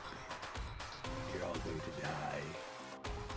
What's the sense? And Buddhism is like, try to make a positive impact on the world and enlighten others before you reach your own enlightenment. Because the only way toward enlightenment for yourself is by enlightening others. Beneath this temple is an abandoned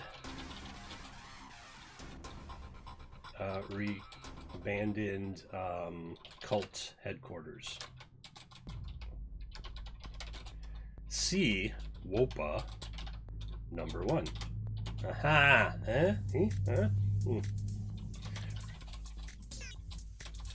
Replacing the cult members and recruits are now various creatures who have found their way in and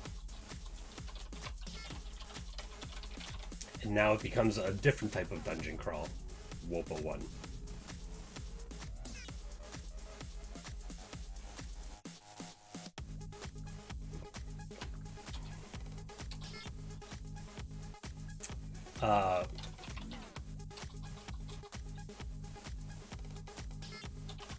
There is a possibility that treasures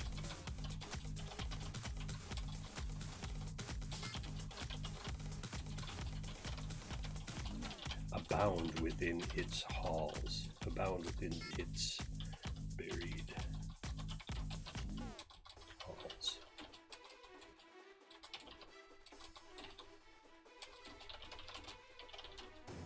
For the bold to find and claim. There, that'll get people interested in going in there, right? Encounters.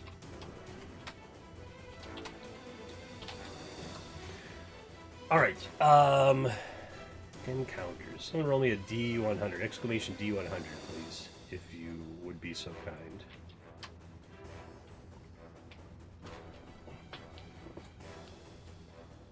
Look, my player's handbook is becoming a file folio of parts that have fallen out of it. A 62, wonderful, 62.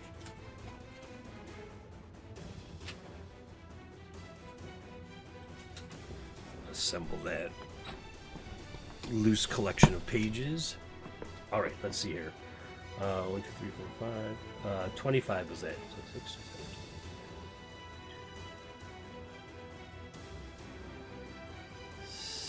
Psilocybe.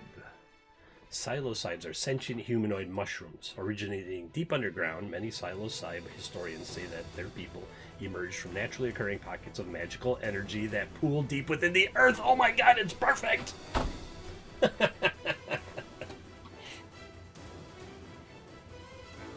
Alright, encounters. Psilocybes. But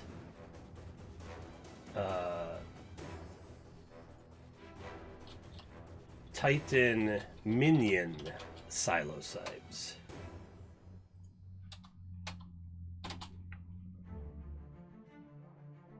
Yeah, you sure do roll well. That was awesome.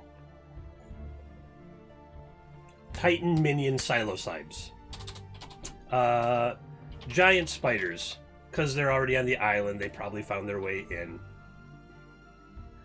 The bat folk live somewhere over there, so I'll put bat folk in there. Bat folk are called Blurg.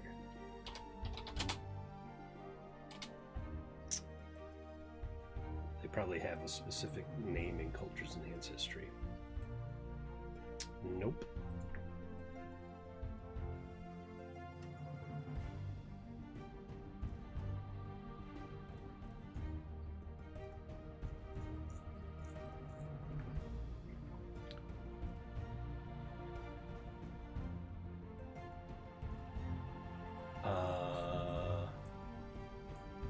those are anthropomorphic boars. Bullet folk. You know where they came from. Centaurs. Oh, back up. What? The combined. No, those are like chimerical creatures. They do have bat wings though. Drider.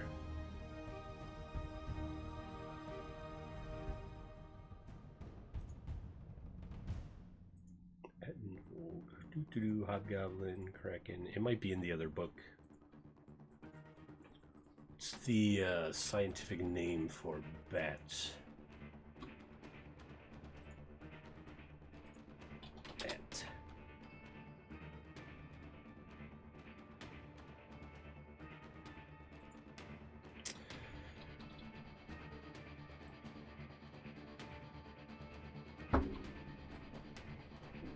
Come on, come on. Here we go. Chiroptera. Yeah, see, I got it. Chiroptera. Right when you typed it, it showed up in my Google. All right, so the question is that what they used? And is it in this book? It's not in this book. Maybe it's in the original. Hey, Fanboy Reads, welcome to the show. I hope you're having a good day. Chiroptera. I'm looking up Batfolk. Batfolk. Oh, because of Batman. Wonderful.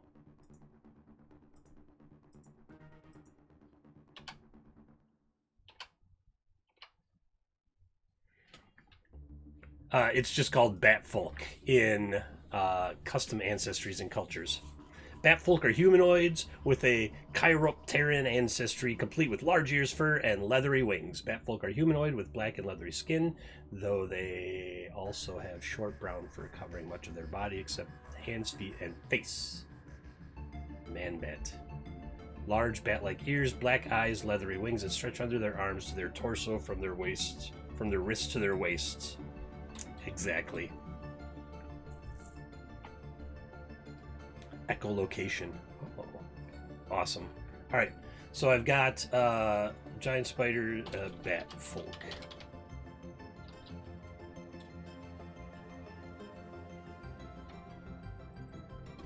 And I am going to stat up the Titan minion psilocybes. They better have a hallucinogenic spit. That's all I gotta say. If they don't, they're getting it.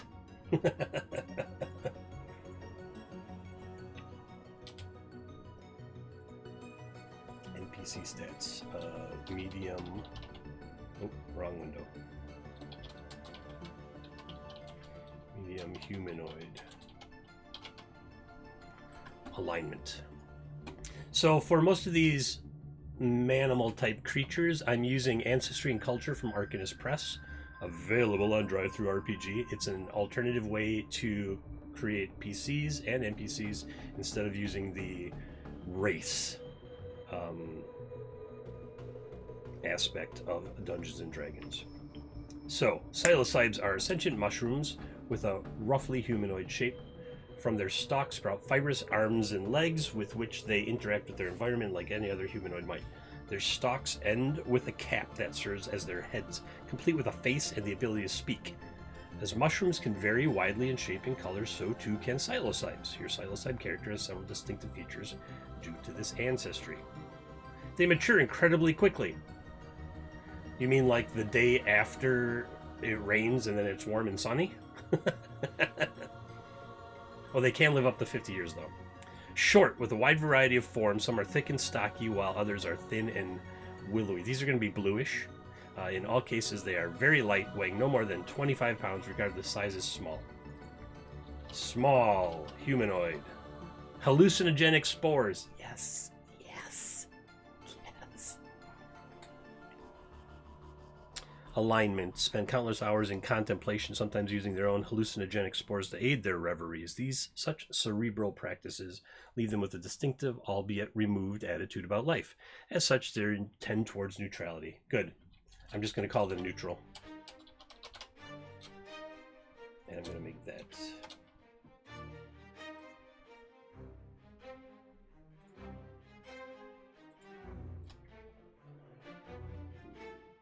Dinner date at the Pirate House. That sounds awesome. Have a great time. I too am getting hungry now that I've extended the show. But I'm on a roll. I got to keep going. Where's the stats? I want the stats from up here from the lesson. And I'm going to make it fit in this box down here, even if I have to extend the box, which I'm definitely going to have to extend the box. Yep. Alright, that's fine. It's not really covering anything. I am going to put a note about this whirlpool being created by the rocket. Some sort of whirling power. What happened there? What's the rest of it? Oh, because it went to another... it was set for 2 columns. I had to put a column break in there. Oh, I have a sneeze coming. Mayday! Warning! Warning! Danger, Will Robinson. Go away, sneeze.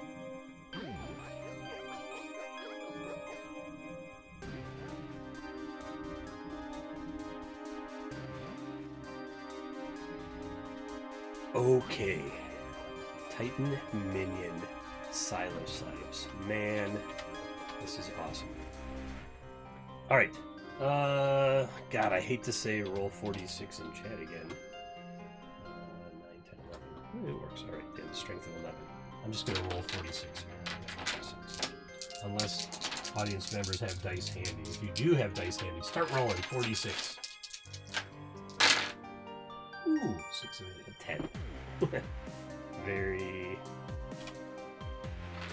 average. 13. Ooh. They get 2 to wisdom and 1 to constitution, so that would be a 14.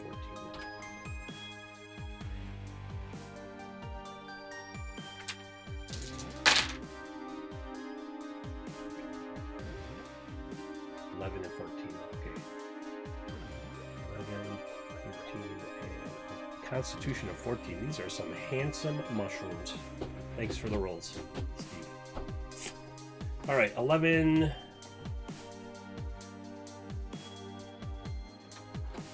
11, 10 is +1, 14 is +2, this is 0, this is +1, and this is +2. Of course they're charismatic, man. They have hallucinogenic spores. Alright, let's see here. Proficiency in nature. I'm going to leave them with some stealth, and I'm going to say nature. Wisdom. Nature is intelligence, I believe. Isn't it? Might be wisdom. Intelligence. So no bonus from intelligence, but they're proficient in it, so +2. Stealth, proficient plus dex 3. Survival. Damn it. Wisdom. Yep. +3. Okay, that's good. Passive perception 11. They know common and primordial. Nice. They might even be able to understand the Titan's actual thoughts at that point. We'll leave them at challenge 1.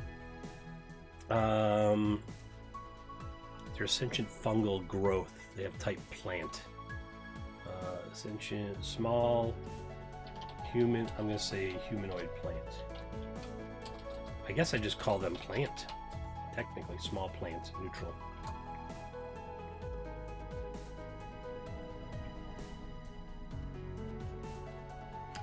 Oh, they can cast. This is interesting. So right here, it's going to be a big block of text.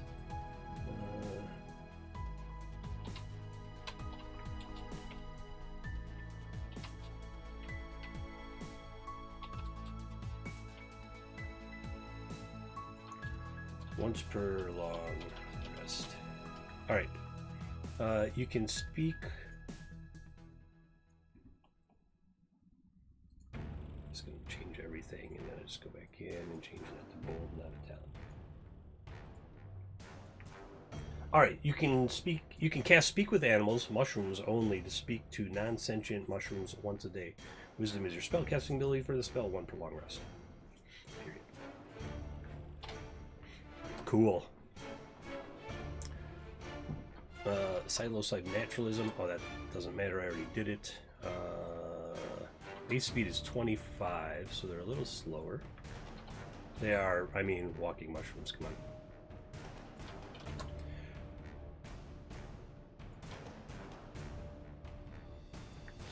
Hallucinogenic spores. Perfect. When they feel threatened, psilocybes can emit spores from the gills beneath their cap. As an action,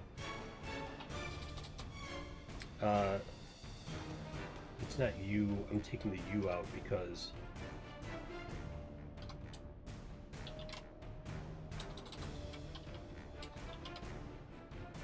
it's not talking about you as a player. It's using them as an NPC.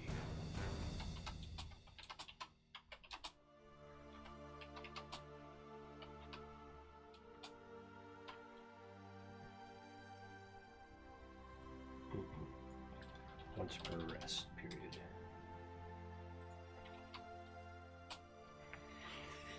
Okay. As an action, can eject spores at a creature it sees within 15 feet. Oh, there's a typo there. Within 15 feet that you, it should be of you.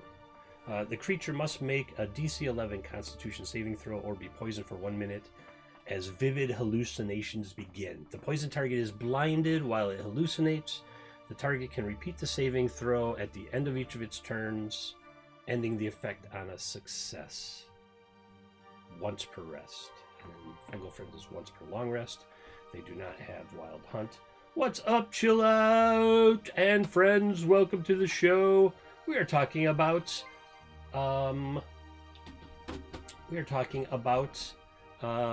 sentient psilocybes, hallucinogenic mushrooms that are under control of the Titan of Titan Rock. It's insane what's going on here today. Quick recap. It's a mushroom pun. It's not a mushroom.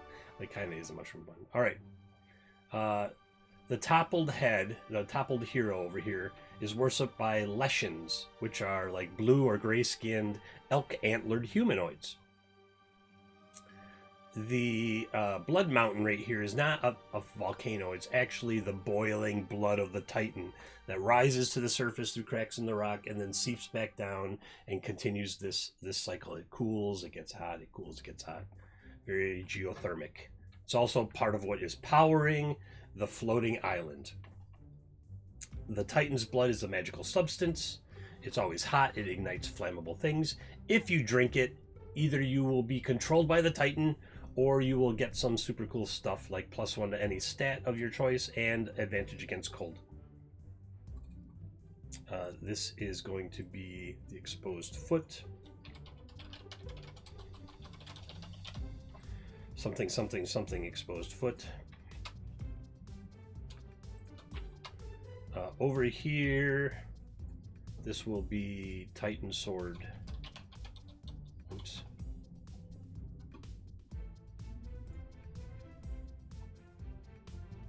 Titan Sword falls. Way over here is going to be the Desperate Kraken.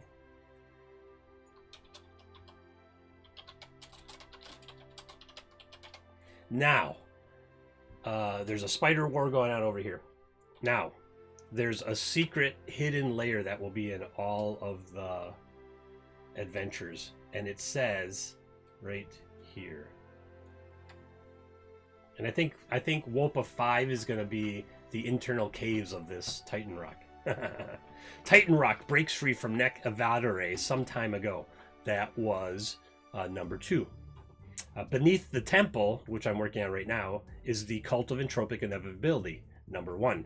Titan rock is floating towards the city of Tirasi, number 3, because they are mining the petrified pieces of a Titan, a substance they call spark, written up in WOPA number 3. That means WOPA 1 through 4 are now all tied together in the same world. The Entropic Temple is what I'm writing up right now. The Cult of Entropic Inevitability builds temples and allows them to degrade to piles of rubble to demonstrate the power of entropy. Beneath this temple is an abandoned cult headquarters, WOPA number 1. WOPA. And in it are Titan minion psilocybes, because if you touch the blood of the Titan, it can take control of you. And this is what has happened to this whole... what is it when it's a group of mushrooms? Pod? Clan? Tribe? Growth? So, these are small neutral plants. They have +1 dex, so I'm going to say they just have some natural armor. They move 25 feet. They're smaller and lighter. I'm going to make them 68, which puts them, how about 88? That's 64. That gives them 32 hit points. Because you can just hack pieces off of them and they're mushrooms, they don't care. Their stats are done. They've got survival, stealth, and nature. Passive, they've seen common and primordial. A fairy, no, they're not really fairies, mushroom type. A coven of psilocybes. They have fungal friends. They can speak with non-sentient mushrooms. They have hallucinogenic spores, which is awesome. And they're going to have some types of weapons. Which is going to be what? Oh, and they have Titan control.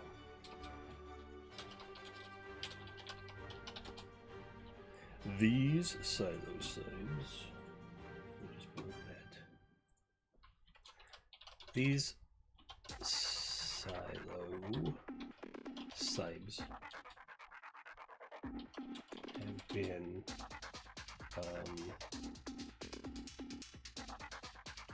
contaminated by Titan blood, because they grow in they grow in the soil, right? And the soil is contaminated by Titan blood and a troop. All right, this psilocybe troop has been contaminated by Titan blood and are under its control. They are researching the cult of entropic inevitability. What did I call it? Inevitability. The cult had this spiral magic thing that they use to siphon life from other creatures.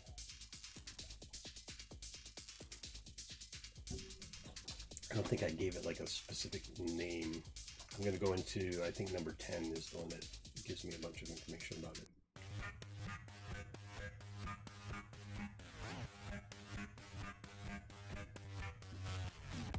The Grand Recharge Chamber.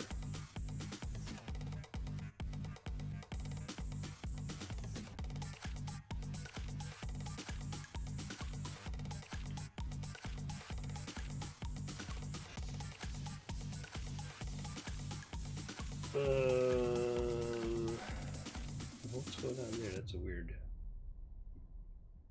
It's a snoozing. The Grandmaster lies atop a bed, mosaic pulsing below them. Okay, so it doesn't say. So, the Ascension Chamber, maybe? Pool is filled with death juice. Juice gets recycled. Life-stealing mosaic at the bottom of the pool. So I'm going to say life transference. Our recent entry into the life transference system. There we go.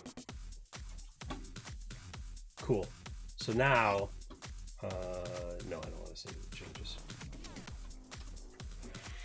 This psilocybe troop has been contaminated by Titan blood and are under its control. They are researching the cult of controlling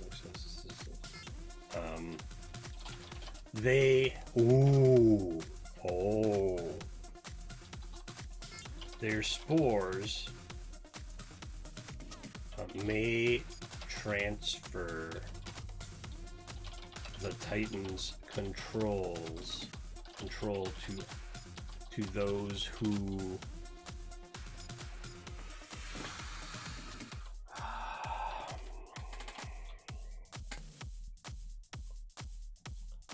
ingest them.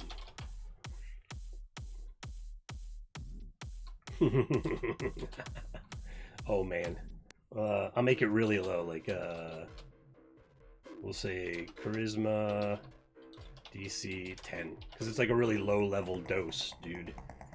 Microdosing. It's microdosing. Charisma DC 10 due to being a microdose. Holy cow. Sorta meta. Alright, the cult of entropic node builds temples and allows them to degrade to piles of rubble.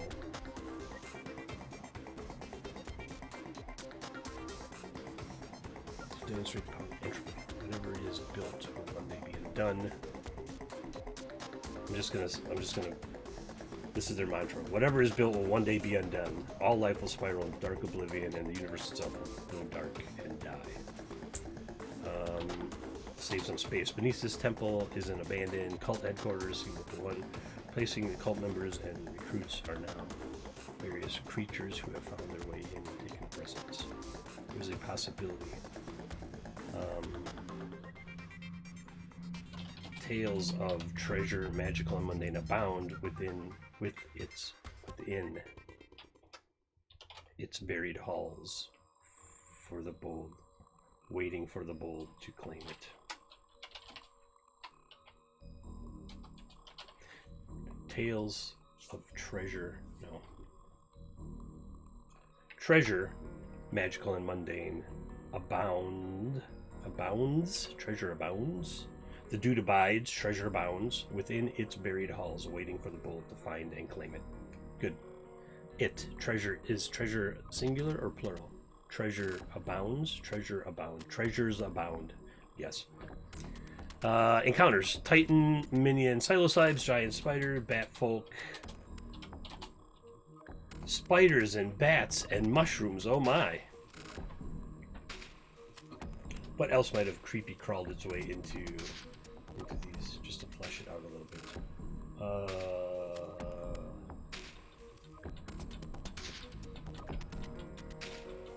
What if the bat folks eat the psilocybes to get high? Bat folks eat the psilocybes to get high. Bat folk who eat psilocybes for recreational purposes.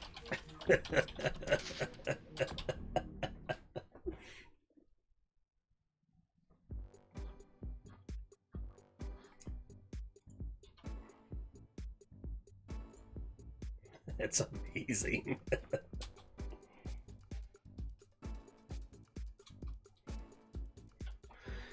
See more.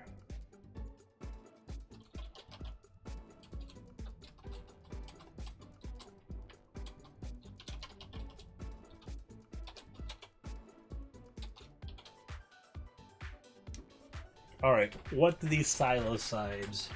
Never too late to add dinosaurs. What do these?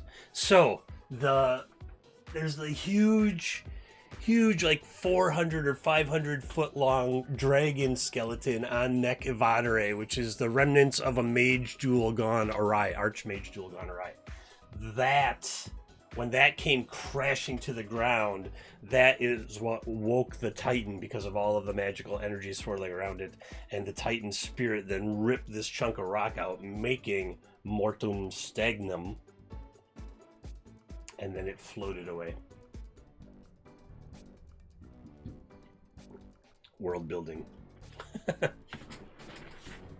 I'm gonna say that the Psilocybes use some basic weapon.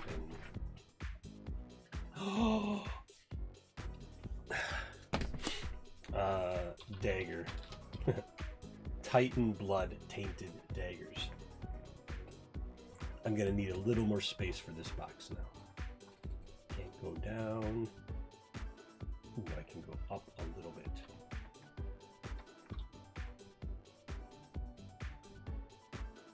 Titan blood tainted.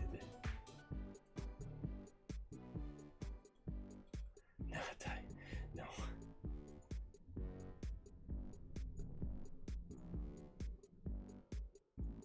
Oh, and my stomach is like, you must eat soon. Yes, stomach, I will. I know I'm already 44 minutes past lunchtime for myself. I am aware, thank you. Alright, Dagger. They have no strength bonus, but they are proficient. Dagger. What's Dagger? 1d4? Pretty sure it's... Maybe that's a DCC Dagger. Oh, it is 1d4. 1d4 piercing. Period. Alright, Dagger. Plus 2 melee, 1d4 piercing.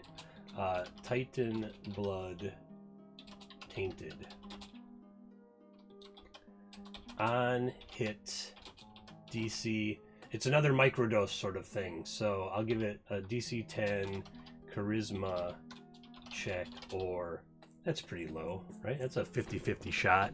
That's a 50-50 shot. Or Titan control. Titan controlled for 1d4 rounds. Rounds equal to damage. Otherwise, it's 3 die roll, 4 die rolls. 1 to attack, 1 to damage, 1 for the saving throw, 1 for the other. Nope. Rounds equal to damage. All right. So, you get hit by the dagger. You take... Where's my D4? There you are. Hiding behind a D30. You take 3 points of damage. Now make your saving throw. Okay, I'm going to make my saving throw. I failed! Actually, I rolled a 20. I failed! I'm now controlled by the Titan for 3 rounds.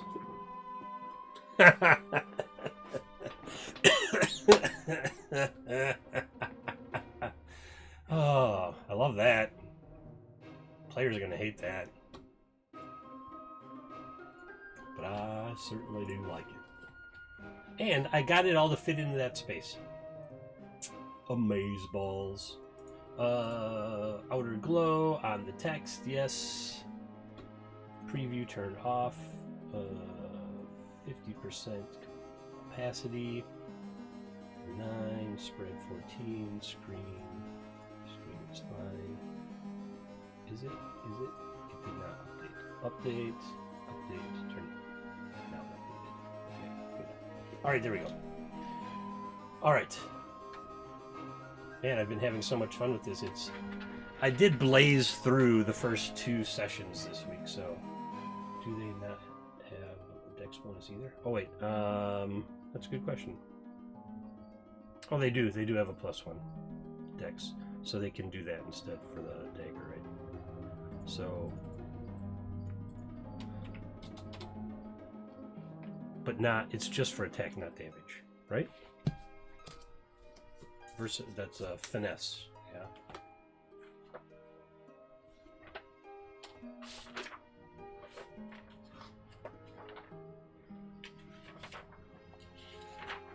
Oh, it's both.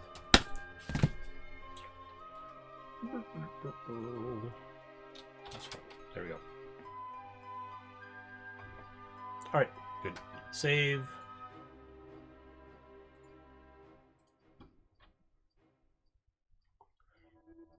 Pull back here and nudge that over a wee bit, just a wee bit. All right, so I got to do Titan Sword Falls yet, and the Desperate Kraken, and then it's done. This is notes for, oops, this is notes for Titan Sword Falls right here. So I'll put that right there. Entropic Temple, is it on its own layer? It is. Alright, that's it. Alright, I'm calling it. My stomach is telling me that if I don't go eat, I'm going to pass out. It's like, I'm getting to the point where you're going to get real shaky.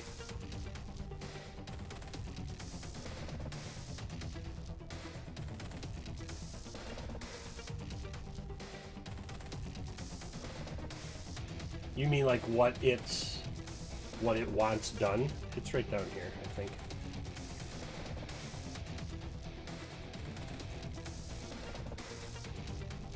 Titan Rock floats across the realms powered by its own essence. Blood courses through the stone. Eternally seeks entry to its ancestral home to be reborn in its former image.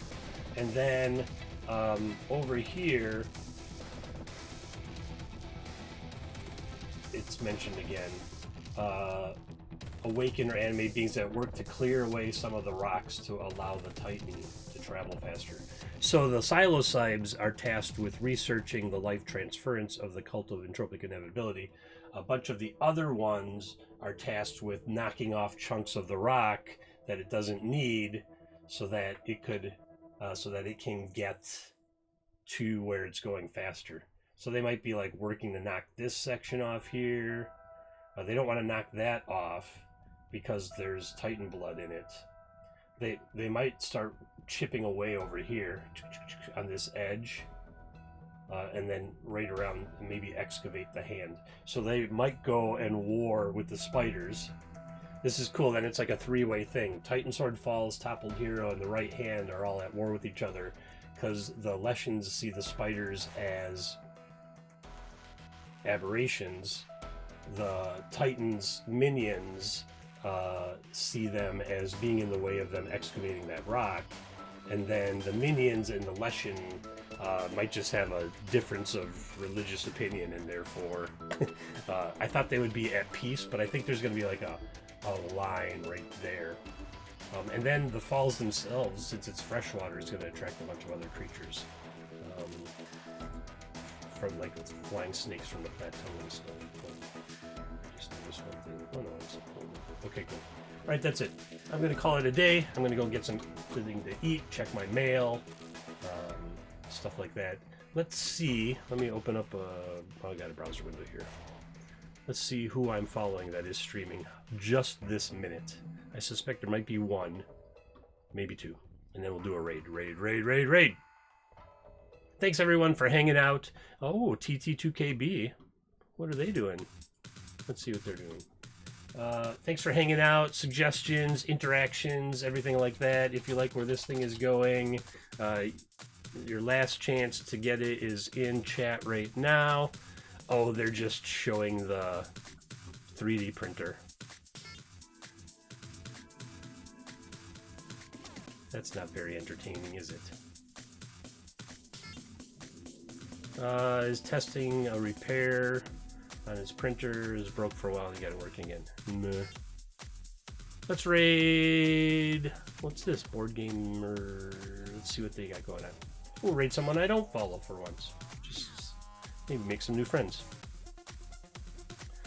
Steph's birthday bash hodgepodge. Come hang out and talk board games. I like board games. I play all the games. Oh, see, she plays all the games. We play all the RPGs.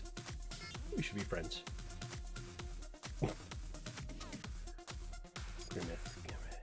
Hexiled Gaming. They're doing board games too. Tabletop RPGs. Garblag Games. Let's see what Garblag Games is doing real quick. Otherwise, it's a lost cause. Bedlam Hill Episode 1 Spire RPG Actual Play. That sounds fun. You own almost all of the houses, almost all of the streets. They are making money off. Alright, it's them. We're gonna raid them. Raid. Just because we raid doesn't mean you have to hang out there afterwards. Garblag Games. Thanks everyone for hanging out. For those that are subscribed, this will be in the Discord channel as soon as I fill those last couple scrolls, probably later today, maybe tomorrow. Depends how ambitious I am. I kind of feel like I'm on a roll with it. I've got a good idea of where it's going, and I want to get it done so that I can just play games all weekend, because I'm playing a game with over on Dungeon Barkeep tomorrow from 1 to 4, and then Sunday night I think is Shadowrun this week. So thank you everybody for hanging out. Have a great day, weekend. I'll be back here on Monday. Oh no, I'll be back here tomorrow night for Tales of the Loop at 9 p.m. Central. Tales from the Loop. And then back here again on Monday at noon Central for the next weekly one-page RPG adventure. Have a great day.